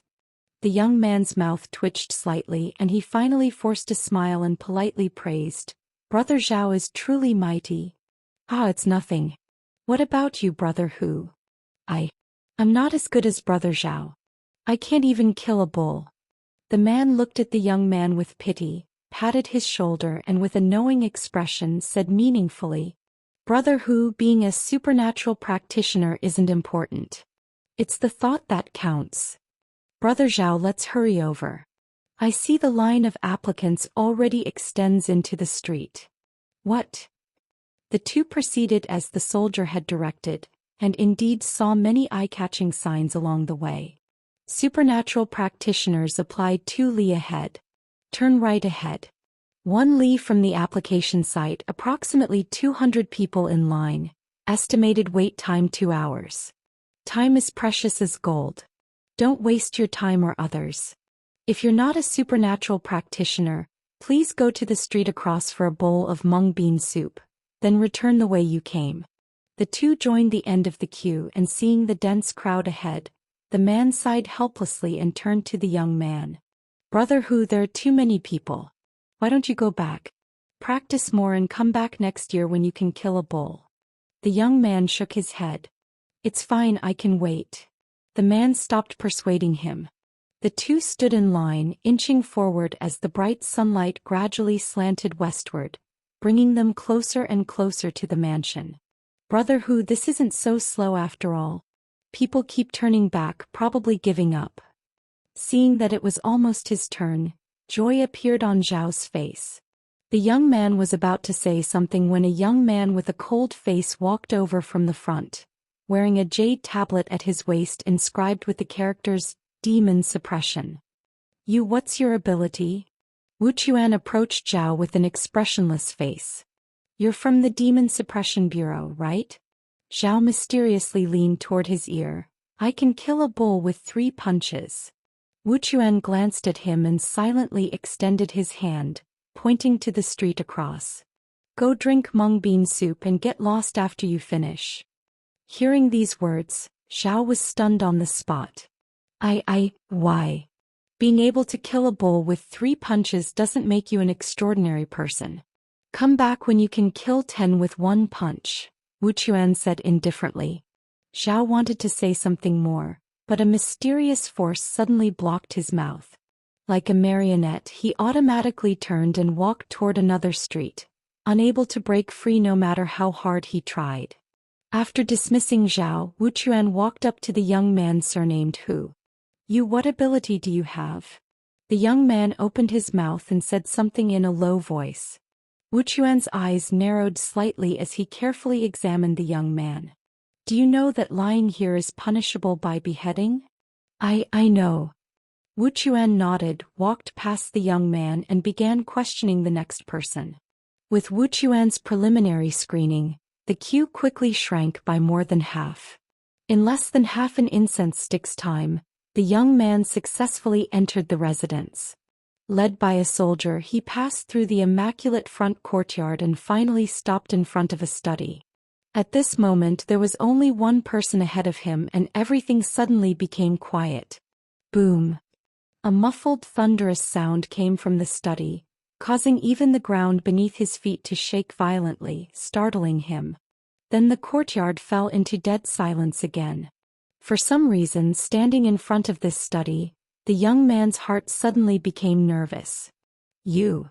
A soldier walked out of the study and beckoned to the young man. Come in. The young man clenched his sweaty palms, took a deep breath and stepped inside. Inside the study, Lin Chia leaned back in his chair, tiredly rubbing the corner of his eye while sighing. Inside the study, Lin Chia leaned back in his chair, tiredly rubbing the corner of his eye while sighing. He originally thought that screening extraordinary people for the Zhenyici would be simple, but he overlooked one point. Communication technology in this era was very underdeveloped, and at the beginning of Zhenyici's establishment, there were only a few people, making it impossible to precisely find extraordinary individuals and secretly recruit them into the organization like the Night Watchers.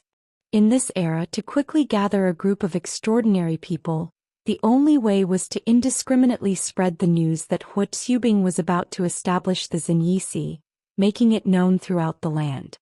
This way, those with special abilities would naturally follow the champion marquis's name and quickly rush to Chang'an. But the problem with this approach was, how would these commoners know what makes someone extraordinary? Lin Chia had been screening here for exactly 3 days, meeting over 1,000 people who came seeking fame each day. Among them were people who could break stones with their chest, swallow swords, or scale a fish clean in 10 seconds. Most ridiculous was a man who claimed to have bedded 10 women in one night and insisted on bringing his 10 concubines to demonstrate for Lin Chia. In 3 full days, the truly qualified extraordinary people who could join Zhenyici numbered less than 10. And Lin Chia was nearly exhausted, both physically and mentally, from their circus acts. Just then, a young man wearing dark blue clothes slowly walked into the study. He was covered in dust and looked somewhat nervous. He lowered his head, secretly glancing at Lin Chia behind the desk, and suddenly froze. "Benefactor!" the young man exclaimed in shock. "Oh, it's you." Lin Chia rested his head on one hand and spoke leisurely. Your name is, what was it again? My name is Hu Jia. The young man immediately responded respectfully, though his heart was filled with confusion. He recognized the person behind the desk. Years ago, when he had been expelled from his home and was wandering about, he had taken shelter in an abandoned broken hut in the wilderness for a while. Because the hut was so dilapidated and unlocked, he assumed it had been abandoned. But to his surprise, after he had stayed for 2 days, the owner of the hut returned, and he was caught red-handed as a thief.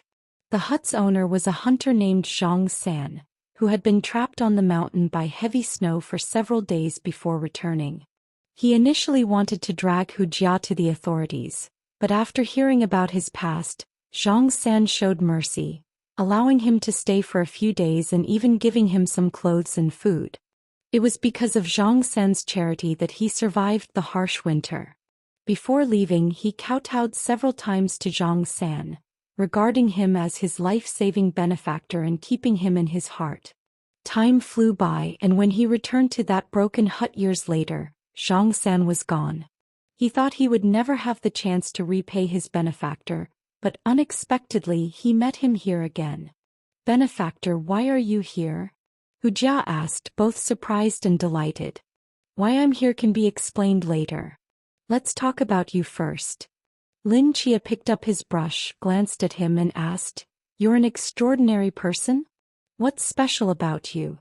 Hu Jia answered truthfully, "Benefactor, to be honest, I can enter other people's minds." "Enter other people's minds? How does that work?" Hearing this description, Lin Chia became interested. This seemed to be another genuine extraordinary person. After hesitating for a moment, Hu Jia untied an ocarina from his waist and said seriously, "Benefactor, may I demonstrate for you?" Lin Chia extended his hand in a gesture of invitation. Hu Jia placed the ocarina to his lips, slowly closed his eyes, and a melodious tune began to play. It was like a gentle spring breeze, pleasing to the mind and spirit. As the music flowed, Lin Chia watched Hu Jia intently. Suddenly, a faint disturbance emanated from the depths of his mind. Lin Chia let out a slight exclamation. At the same time, Hu Jia's brows furrowed tightly and large beads of sweat rolled down his forehead. "His mental strength is too powerful, he can't get in." Seeing this, Lin Chia quickly lowered his mental defenses, allowing that strange force to drift into his mind. The next moment, his surroundings changed and he found himself in a vast white world. This world seemed endless, extending in all directions. Lin Chia remained seated in his chair, and across from him, Hu Jia stopped playing and slowly lowered his ocarina. "Benefactor, this is my ability," Hu Jia said. "This is my mental world?" Lin Chia looked around and nodded slightly. "Very good. What can you do here?" Hu Jia waved his hand gently, and the scenery around them began to change rapidly. Modern skyscrapers rose from the ground beneath them, car horns blared in the sky, and under countless flashing neon signs, Lin Chia sat in his wooden chair, now positioned in the middle of a zebra crossing. "Sangnan!" Lin Chia exclaimed in shock as he recognized the familiar street. The modern city before him clearly stunned Hu Jia as well. He found himself in this world, feeling somewhat lost. But he quickly composed himself. Since his benefactor could sit here, it meant he was no ordinary person, so having a special mental world was quite normal. "Here I can retrieve and reconstruct your memory scenes, making everything change according to my will." As Hu Jia's words fell, the high-rise buildings on both sides collapsed with a rumble.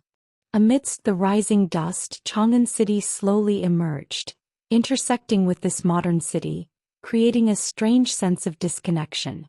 "So, as long as you enter someone's mental world, you can read all their memories?" "Yes." Hu Jia nodded, then added, "However, your mental strength is too powerful, benefactor. I can only see a corner of your memories.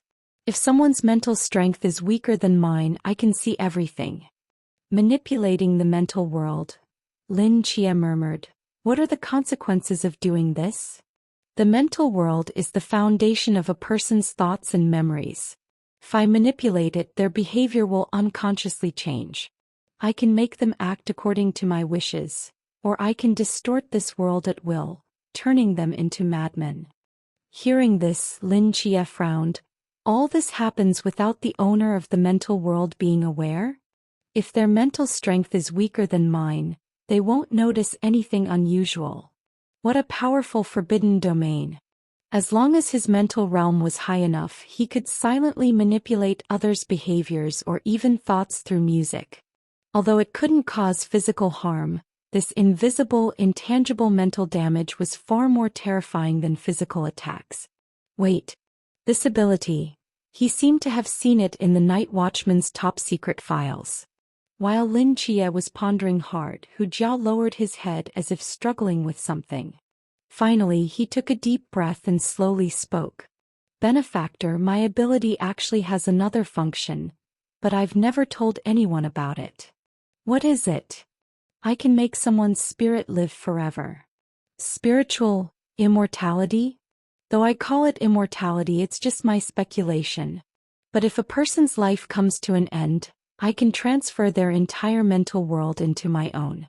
This way their spirit won't die. They will achieve immortality within my mind. Lin Chia's mouth opened slightly, but he quickly spotted the flaw and asked. But that's not necessarily immortality, is it? Once you die, their consciousness would disappear with you, wouldn't it? What if, before I die, I transfer my mental world into someone else's mind? Lin Chia stood frozen. Hu Jia pointed to his head and said, my ability exists based on my mental world.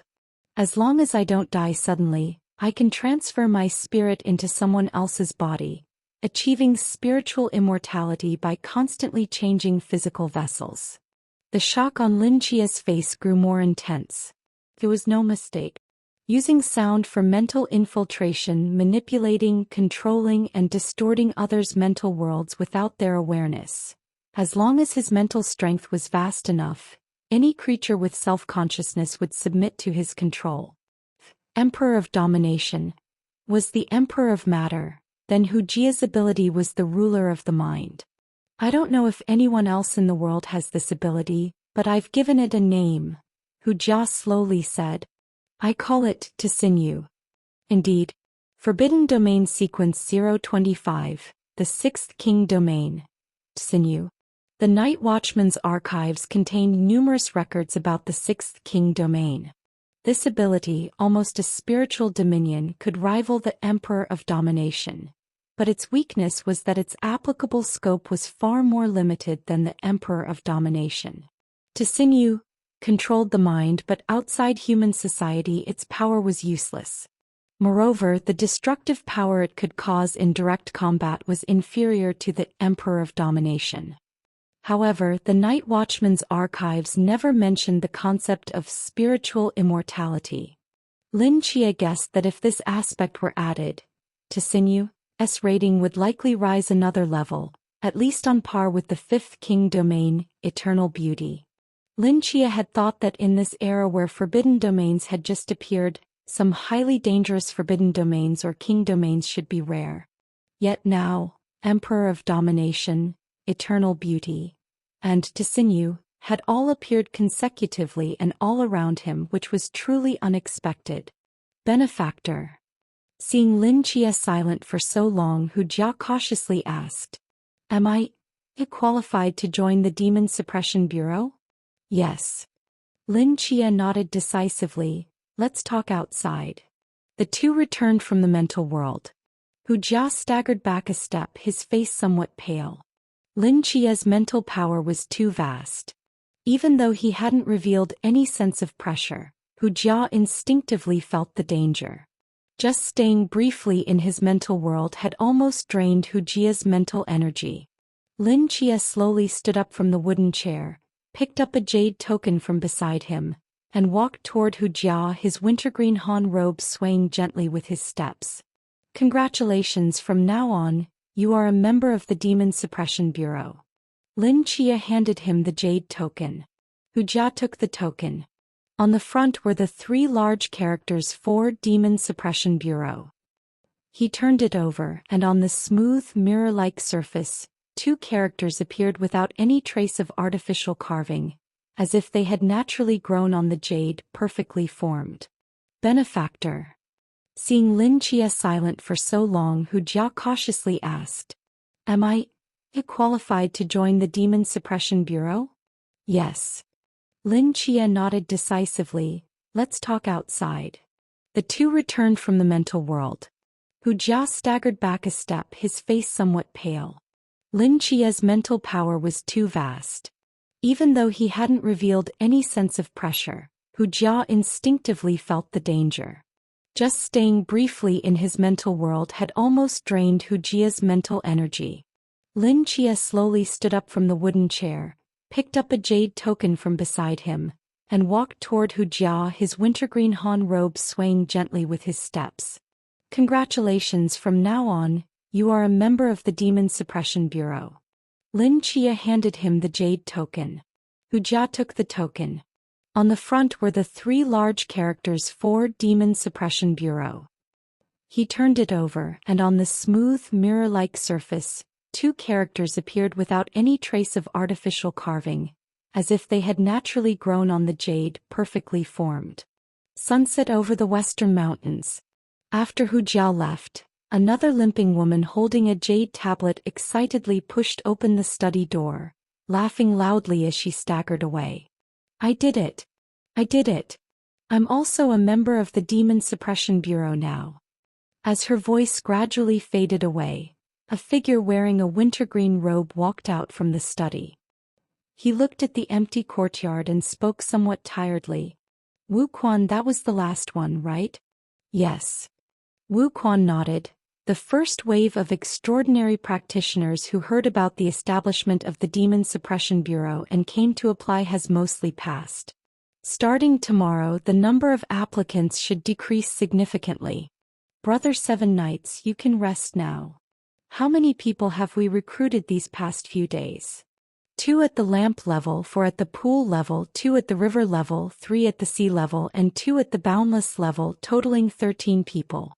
Among them, 3 registered with high-risk forbidden domains, 2 with extremely high-risk domains, and 1 with a royal domain. Lin Chia acknowledged with a sound. With Hu Jia, it's somewhat fruitful. But with just these personnel, we're still far from eliminating evil spirits. The Demon Suppression Bureau will need at least 20 years of development to barely meet the Marquis's expectations. As the two were talking, a red-haired figure pushed open the gate and walked in quickly. "Are you two done yet?" "I'm starving to death." Chloe's expression was somewhat displeased. "We're done." Hearing her voice, Lin Chia sighed helplessly and walked out of the residence with Wu Quan.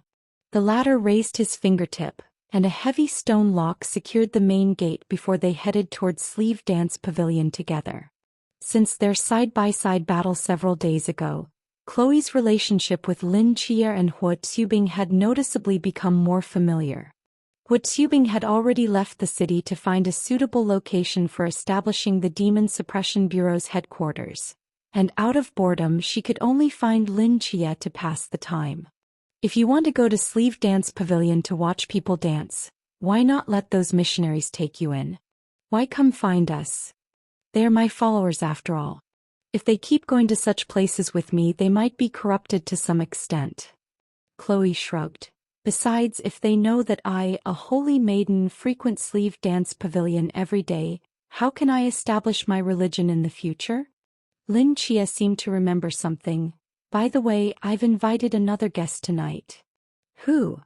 "You'll know when the time comes." Lin Chia and his 2 companions entered Sleeve Dance Pavilion, making their way to a private room on the 2nd floor with practiced ease. A few days earlier, Hua Tsubing had already sent someone to speak with the owner, so even though Chloe wasn't wearing a hood or veil, no one stopped them along the way. Shortly after the 3 sat down, a figure pushed open the door, appearing somewhat nervous. "Hu Jia, sit beside me." Lin Chia smiled slightly upon seeing the person and patted the spot next to him. "Oh, yes." Hu Jia seemed like it was his first time in such a place. His gaze didn't dare linger on any of the dancing girls. After paying respects to Chloe and Wu Quan, He walked straight to Lin Chia's side and sat down, his cheeks slightly flushed. Who is he? Chloe asked while eating some snacks. Hu Jia, a new member of the Demon Suppression Bureau. Lin Chia briefly introduced him, then turned to ask Hu Jia, what would you like to eat? Thank you, Lord Lin, but I'm not hungry yet, Hu Jia said, lowering his head. Don't be so formal. Whatever you eat here will be paid for by the Demon Suppression Bureau. Then just a pastry for me, please. Lin Chia nodded and instructed someone to prepare some food, while Chloe's gaze remained fixed on Hu Jia. A new recruit, who received such attention from you, and you specifically brought him to meet us? Chloe asked curiously, is he also part of your preparation? I suppose so. For now, it's just an intention depending on his own willingness. Is he special too? Yes, very special. The conversation between Lin Chia and Chloe left Hu Jia completely confused. He asked puzzledly, Lord Lin, what preparation? The details will be explained to you after the Marquis returns. Oh, Hu Jia nodded. Then Lord Lin, is the private matter you mentioned earlier also related to this preparation? No, that's something else. Lin Chia turned to look at Hu Jia. Use your ability to enter my mental world once more. During the application test, Hu Jia had agreed to help Lin Chia with a private matter. However, considering they were still in the middle of testing with many people waiting in line, Lin Chia asked him to come to Sleeve Dance Pavilion in the evening. This would provide more time and also allow him to interact with Chloe and others in advance. Lin Chia already had some plans for Hu Jia's mind wandering. Hu Jia nodded and blew into the stone ocarina again. As he and Lin Chia both immersed into the mental world, Chloe, sitting to the side, raised her eyebrows in surprise and became thoughtful. Lin Chia's vision blurred, and he returned to that street in Songnan City. Hu Jia stood respectfully beside him as traffic flowed past them, with no one seeming to notice their presence. Hu Jia, look up. Hearing Lin Chia's voice, Hu Jia looked up. As the disguise of this mental world gradually fell away, two blazing suns could be seen hanging high above, like a pair of magnets slowly rotating around each other. Terrifying light and heat instantly filled the entire space. Under their scorching heat, the modern city began to melt. The crowded traffic stopped on the road, and the corners of tall buildings began to visibly distort. At this moment, Hu Jia felt as if he were standing in the flaming mountain, his entire body unbearably hot. He immediately averted his eyes, feeling that if he stared for even a moment longer, his eyes would be burned through by those two blazing suns. His mind was utterly shocked. When he first came here, those things clearly weren't present. Since acquiring mind wandering, he had entered many mental worlds, but had never encountered such a situation. What is that? Hu Jia asked, using his hand to block the sunlight. Lin Chia stood calmly on the road, his eyes fixed on the rotating blazing suns, and slowly said, that is my forbidden domain. Forbidden domain? It's my ability.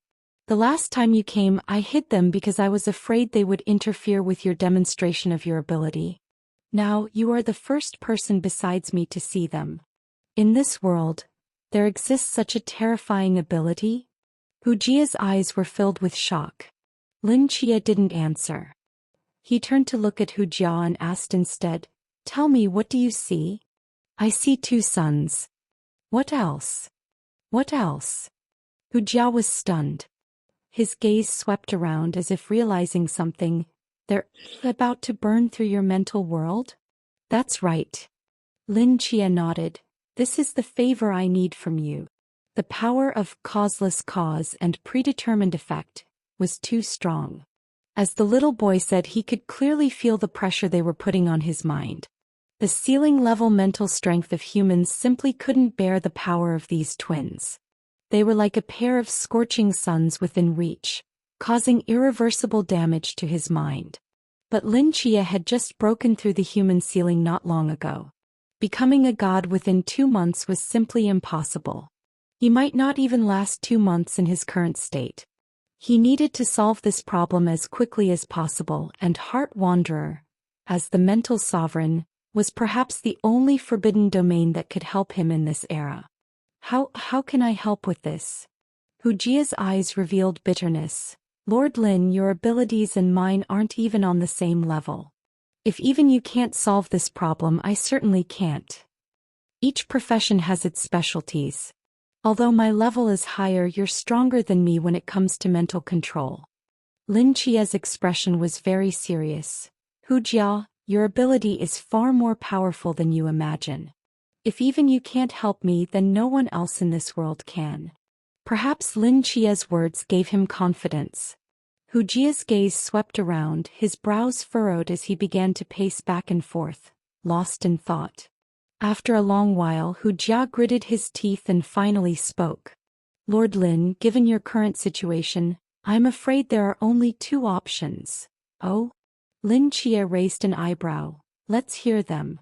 Your main problem now is that your mind cannot withstand the intensity of the power, so the most direct and best method is to elevate your mental strength to a level that can support them before they completely destroy your mental world. Hujia paused, then continued. Of course, perhaps I'm being too fanciful. After all, in my view, your mental strength has already reached its peak, Lord Lin. Perhaps there's no possibility for further improvement. Lin Chia nodded. He had already considered this approach, but it wasn't feasible. He was more interested in the second option. What's the other one? The other one also solves the problem at its root. Hujia extended his hand, pointing at the two suns in the sky. Since Lord Lin's mind cannot bear two suns, then if we take away one, naturally there would be no more problems. Lin Chia stood frozen. Take away one? Hujia's proposal was indeed something he had never considered, and theoretically it was feasible.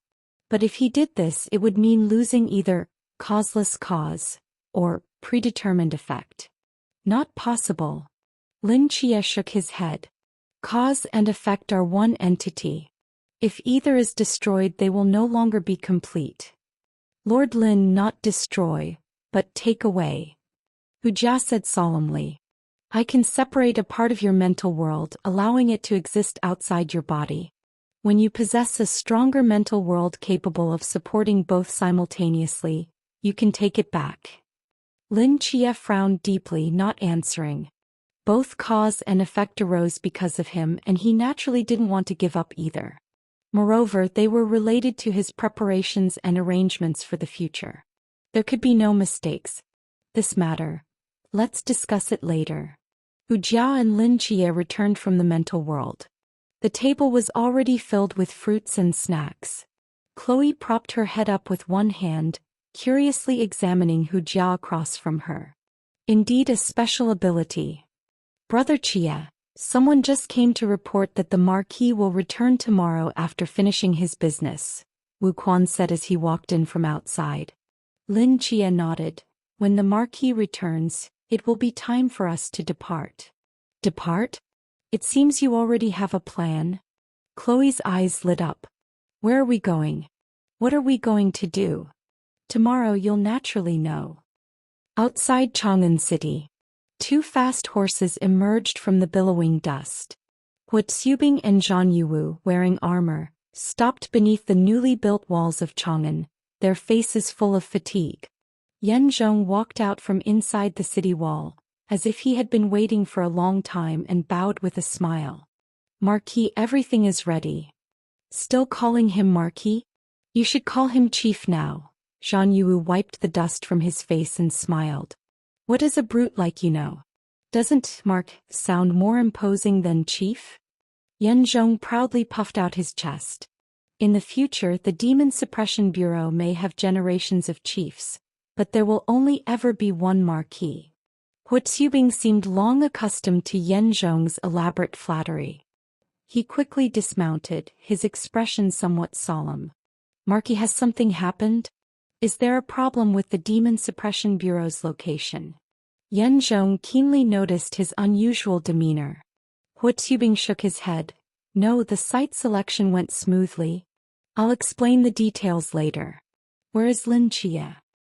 He's waiting at the residence with the Demon Suppression Bureau members selected these past few days. Here's their list and brief backgrounds. Would you like to review them again, Marquis? No need. I trust the people Lin Chia selects. Very well. Then please change your clothes and proceed to the residence, Marquis. These new members are all waiting for you. Hu Xubing gave a sound of acknowledgement and followed Yan Zhong back into the city to change. Today was his first meeting with his subordinates as chief, and it would be inappropriate to wear this dust-covered armor.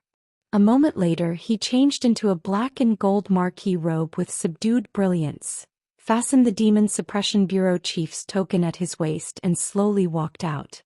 The Marquis is truly worthy of being the Marquis. Yan Zhong looked at the young general standing tall before him and couldn't help but sigh. If one day the Marquis announces his marriage, wouldn't women throwing themselves at him fill the entire Chang'an city? Ignoring this comment, Hu Xubing adjusted his attire and asked, "Where is Gong Yangwan?" "She's still under house arrest at the old place." Yan Zhong's smile gradually faded as he said solemnly, "Marquis, why not take this opportunity to execute Gong Yangwan and establish your authority?" After a moment of silence, Hu Xubing finally said, "Bring her along too." "Yes." Although Yan Zhong couldn't guess Hu Xubing's intentions, he followed the order. Soon several soldiers brought Gong Yangwan to join them. Gong Yangwan was still wearing those dirty prison clothes. Seeing Hu Xubing in his formal Marquis attire, she sneered. "What's this? You kept me until now and finally decided to make your move." Hu Xubing didn't answer. His gaze swept over the disheveled Gong Yangwan as he calmly said, "Go, get her a change of clothes too. The Marquis is here." A voice came from the front of the residence, and the 19 black-robed figures who had been whispering immediately stood straight, their eyes fixed on the direction of the gate, their faces filled with anticipation. These 19 were all the ordinary members from the establishment of the Evil Suppression Bureau. 6 of them were originally abnormals who followed Hu Xubing, while the other 13 were new members selected by Lin Chia in the past few days.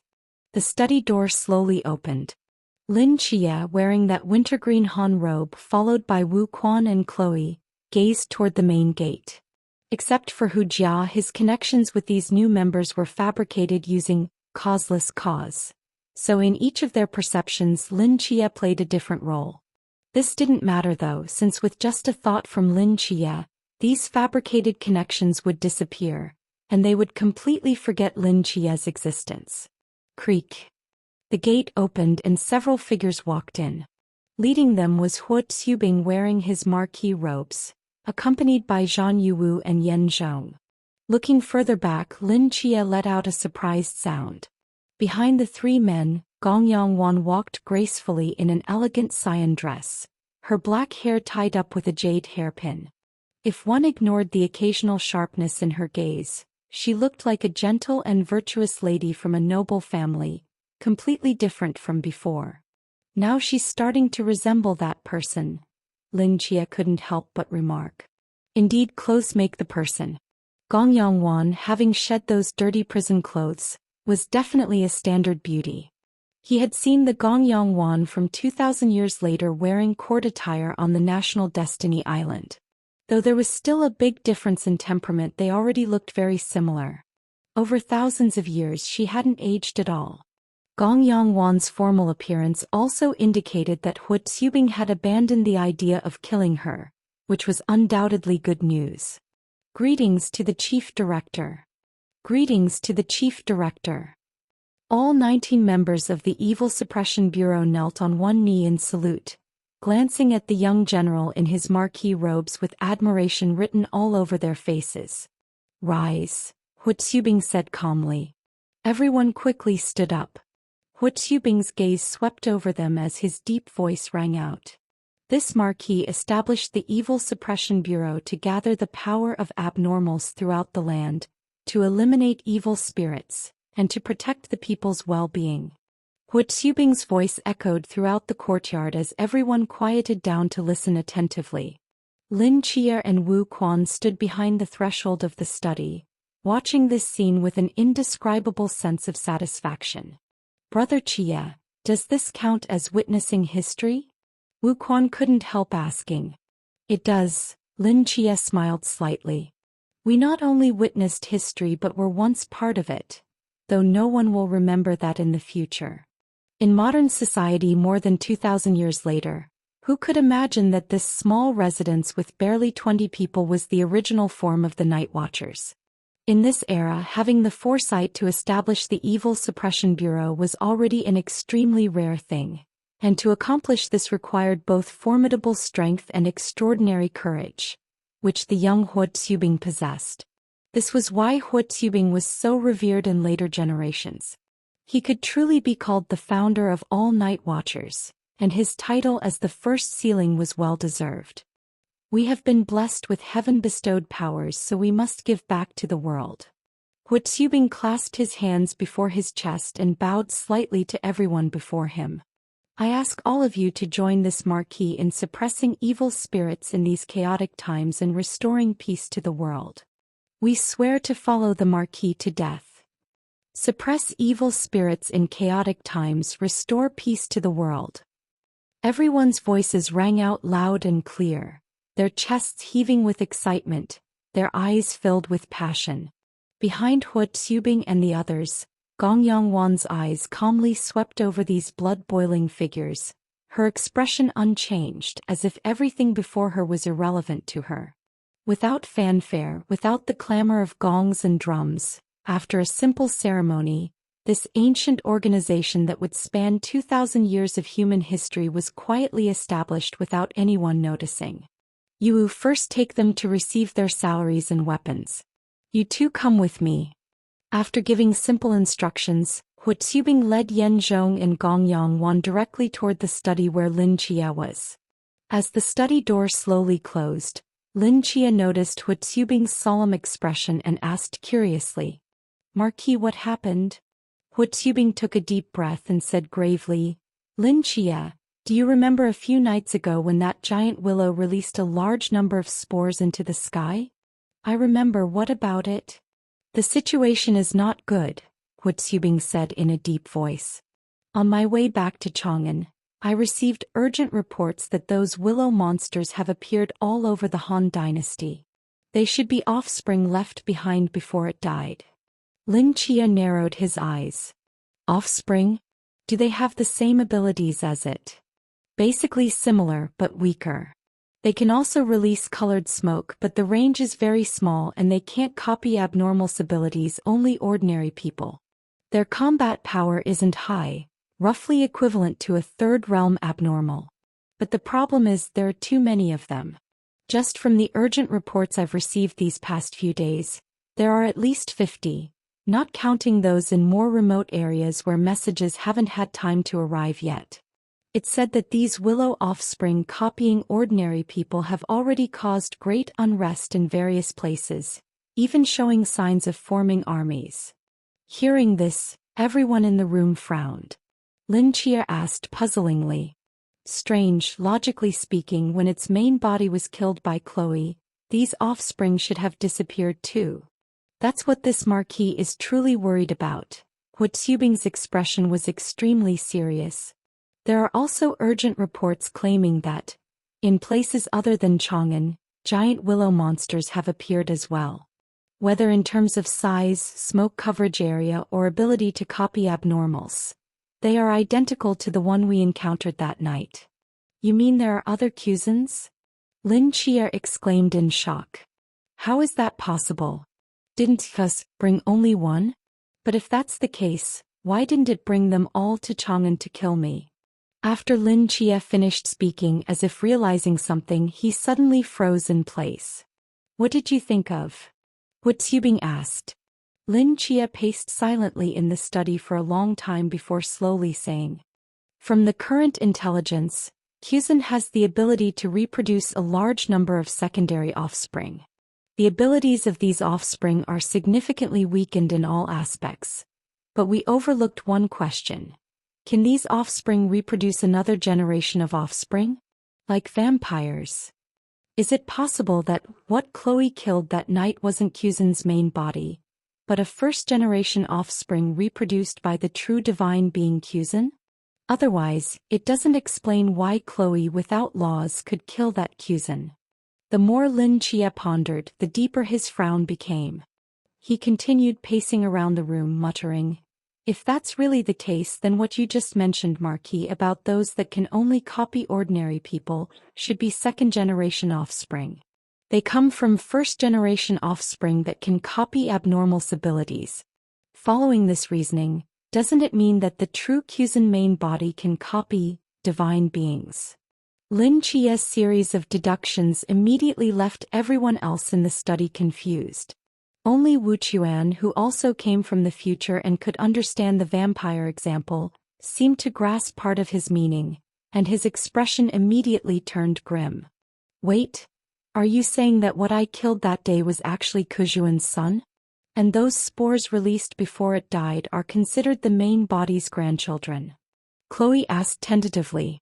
"The grandchildren copy ordinary people, the sons copy special agents, and the main body copies gods?"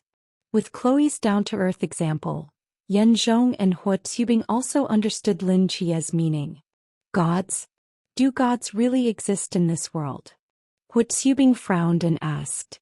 "Yes." Lin Chia and Chloe nodded simultaneously. "But that doesn't make sense either. If that finger's purpose was to kill you, why didn't it directly send the strongest main body? Why send a son instead? Where is the main body?" Yan Zhong countered. Lin Chia seemed to realize something, turned to look out the window, and his expression immediately became complicated. No wonder they haven't appeared even though the human world has fallen into such chaos. "They? Who are they?" "Gods," Lin Chia slowly said. "The gods belonging to Great Xia. No, belonging to us." Even during the evil spirit disturbances, Lin Chia had wondered where the heavenly court and the gods of Great Xia had gone in this era. Evil spirits were openly running rampant everywhere. Why weren't they taking action? If he remembered correctly, the heavenly court and some of the Great Xia gods should have already appeared in this era. Although perhaps not all the gods of later generations had been born yet, at least the Queen Mother of the West and the Jade Emperor existed. Even if they could ignore the evil spirit disturbances, they should have intervened when chaos and Kujuan descended upon Chang'an. But from beginning to end, Lin Chia hadn't seen a single Great Xia god. Now it seemed there was only one possibility. When Kiss was planning the ambush against Lin Chia, it had already considered the factor of the Great Xia gods, so it directly used Kujuan's main body to keep the heavenly court occupied, while bringing a first-generation offspring to Chang'an. After all, as long as the Great Xia gods didn't intervene, the strongest in the human world were just Hua Tubing, Lin Chia, and Chloe. None of them had ascended to godhood, so they could be copied by the first-generation offspring. With proper preparation, killing Lin Chia wouldn't be a problem. Facts proved this was indeed successful. If Lin Chia hadn't awakened, causeless cause and predetermined effect, he would have died at Chaos' hands long ago. "So what should we do?" Hua Tubing pondered. "If we kill what you call the main body, will all these offspring disappear?" "They should, but if that's the case, its main body must have power approaching that of a supreme god, and humans without laws can't kill it. I don't know if the Great Xia gods of this era can kill it either." Lin Chia sighed deeply. "If it were the Great Xia gods from 2,000 years later, forget just Kujuan, even the Black Goat, as one of the three-pillar gods, wouldn't dare provoke them. But in this era, it was uncertain whether the three heavenly venerables had appeared yet, because in Lin Chia's memory, Taoism only emerged during the Eastern Han Dynasty, at least 100 years from now. "If that's the case, we'll go help them," Hua Tubing said. "Marquis, those are gods." Yan Zhong's eyes widened. "Gods fighting gods, is that something we humans can interfere with?" "Gods, so what? I'd like to see just how big the gap is between myself and gods." Hua Tubing narrowed his eyes, a gleam flashing through them. "Actually, there isn't much difference between you and gods." Lin Chia thought to himself. "That's a good suggestion." Lin Chia nodded. As it happens, my next plan also requires finding them. You already have an idea? Yes, I'll explain the details on the way. Good. Yanzhong, have someone prepare the carriages. We'll set out today, Hu Xubing immediately ordered. Although his expression remained unchanged, one could sense a hint of fighting spirit in his eyes. Eastern gods. I've certainly never seen those before, Chloe blinked. If I help them kill gods, perhaps it could count as friendly exchange between Eastern and Western deities? Yanzhong's gaze swept over the three eager people before him, with an expression as if he'd seen ghosts. Those are gods. I know you three are strong, but as humans declaring you'll help gods fight. Aren't you afraid your lives are too long? Don't worry, Lin Chia patted Yanzhong's shoulder. Gods aren't as strong as you think. I've killed one before, though I only assisted. Yanzhong? Although Yanzhong was reluctant in every way, under Hu Xubing's pressuring gaze, he still obediently went out to prepare the carriages. Gong Yongwan, you come too, Hu Xubing turned and said. Gong Yongwan, who had been invisible in the corner, was startled. You're all going to act crazy, why bring me along? With this marquis away, who in Chang'an City could keep you in check? Humph. Gong Yongwan snorted coldly and said no more. Marquis, I'd like to request another person. Lin Chia seemed to remember something. Who? Hu Jia. Hu Xubing knew this name. Before coming, Yanzhong had already introduced him, so he immediately nodded. No problem. Half an hour later, 2 carriages were already waiting outside the mansion. Hu Jia had been called back and climbed into one carriage uncertainly. When he lifted the curtain, he found Lin Chia, Wu Chuan, and Chloe already waiting inside. We meet again. Lin Chia smiled and patted the seat beside him. Come sit here. Although he didn't know what was happening, he obediently sat down next to Lin Chia. Having come in such a hurry, he hadn't even had time to change into the clothes just assigned by the Demon Suppression Bureau. He still wore that patched dark blue robe with a stone ocarina hanging at his waist, looking extremely plain. Zhang Yuwu, who had returned with Hu Jia, was also bewilderedly pulled by Yanzhong to the front carriage to ride with Hu Xubing and Gong Yongwan. Seeing all 8 people assembled, Hu Xubing lightly waved his hand, and the coachman drove the 2 carriages toward the outskirts of Chang'an. As the walls of Chang'an gradually receded from view, Hu Jia lowered the curtain on the side of the carriage and couldn't help asking, Lord Lin, where are we going? Lin Chia, wearing a wintergreen Han robe, sat in the center of the carriage and calmly replied, To seek gods. On the desolate land, 2 carriages sped rapidly. God. Upon hearing these 2 words, Hu Jia froze in place. By the way, where is your Eastern god? How long will it take us to get there? Chloe asked. The heavenly court can move freely, so I don't know where they are either. You don't know? Then where are we going? Although we can't find the heavenly court, there's one place that won't escape us. Lin Chia's eyes narrowed slightly. We're going to Yaoqi. Where is Yaoqi? Kunlun Mountain. Finding the heavenly court was difficult, but as long as they found Queen Mother of the West at Yaoqi, they would know the whereabouts of the heavenly court. And Lin Chia was very familiar with Yaoqi. Kunlun Mountain is already at the western border of the Great Han. Further southwest would be the Magadha Kingdom. Traveling from Chang'an by carriage would take at least over a month, Hu Jia remarked thoughtfully. It won't take that long. Chloe waved her hand. We only have 2 carriages with no large army following us, making us more nimble. Plus, I'll use wind to enhance the carriages and horses, which should cut the time by at least half. As Chloe finished speaking, everyone in the carriage noticeably felt lighter, as if the entire carriage had no weight, rapidly advancing with the galloping horses. Seeing this, Lin Chia was about to praise Chloe when suddenly the entire carriage began to shake violently.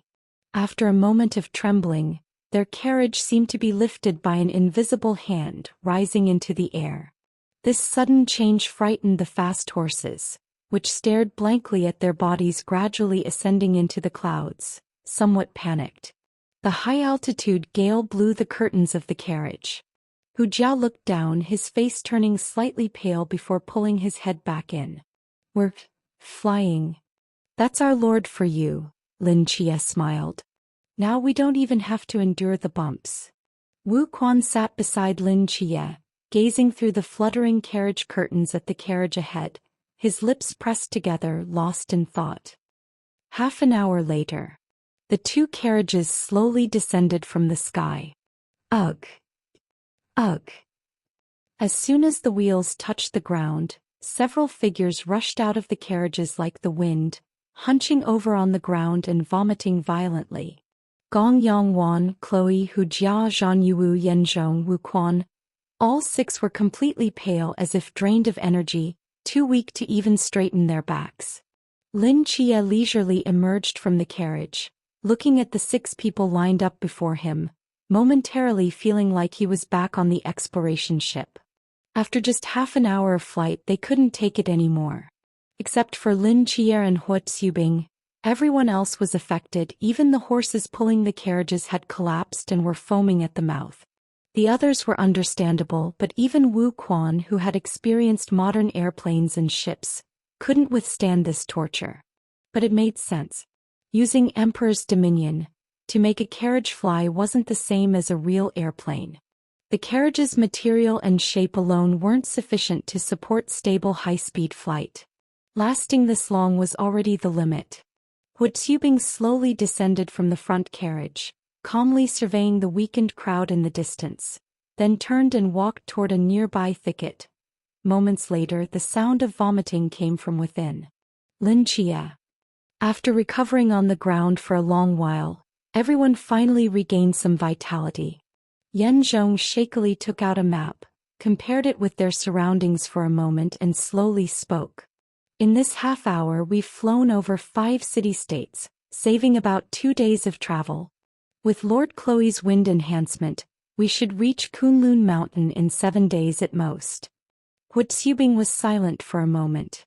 "If that's the case, why don't we fly for another 2 hours? "Impossible.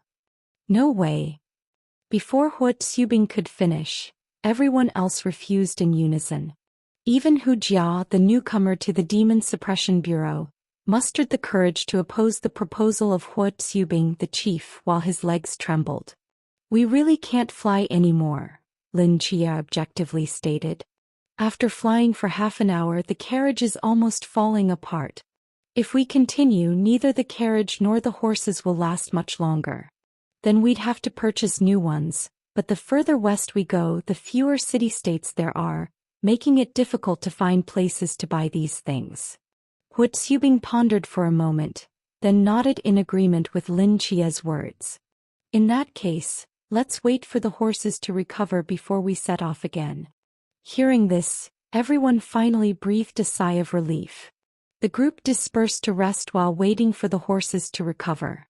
Hua Tsubing sat alone at the edge of a carriage, gazing westward, lost in thought.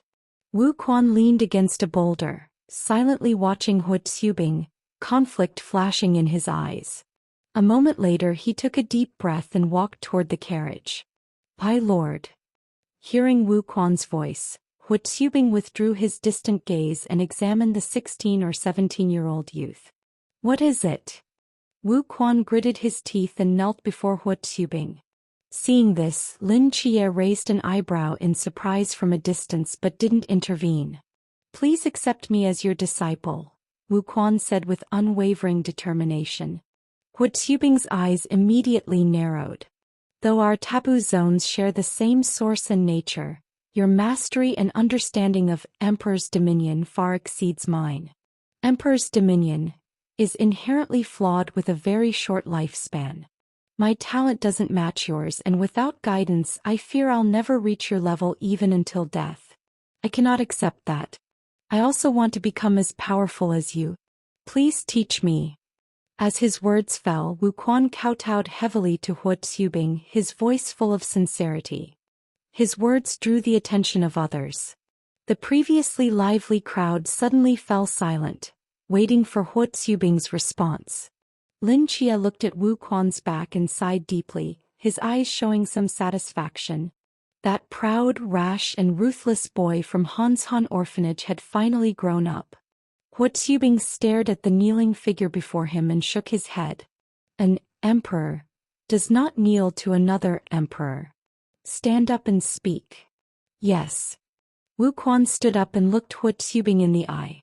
Do you know why I named this ability, Emperor's Dominion?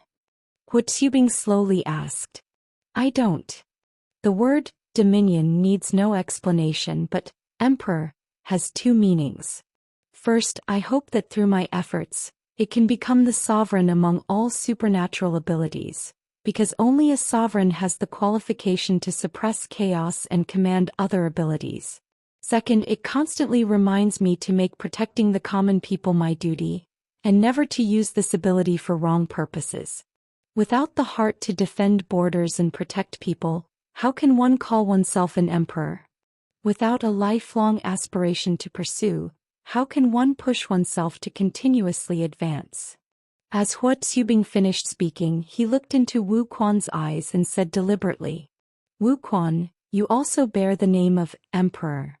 Tell me, what is the lifelong aspiration you pursue?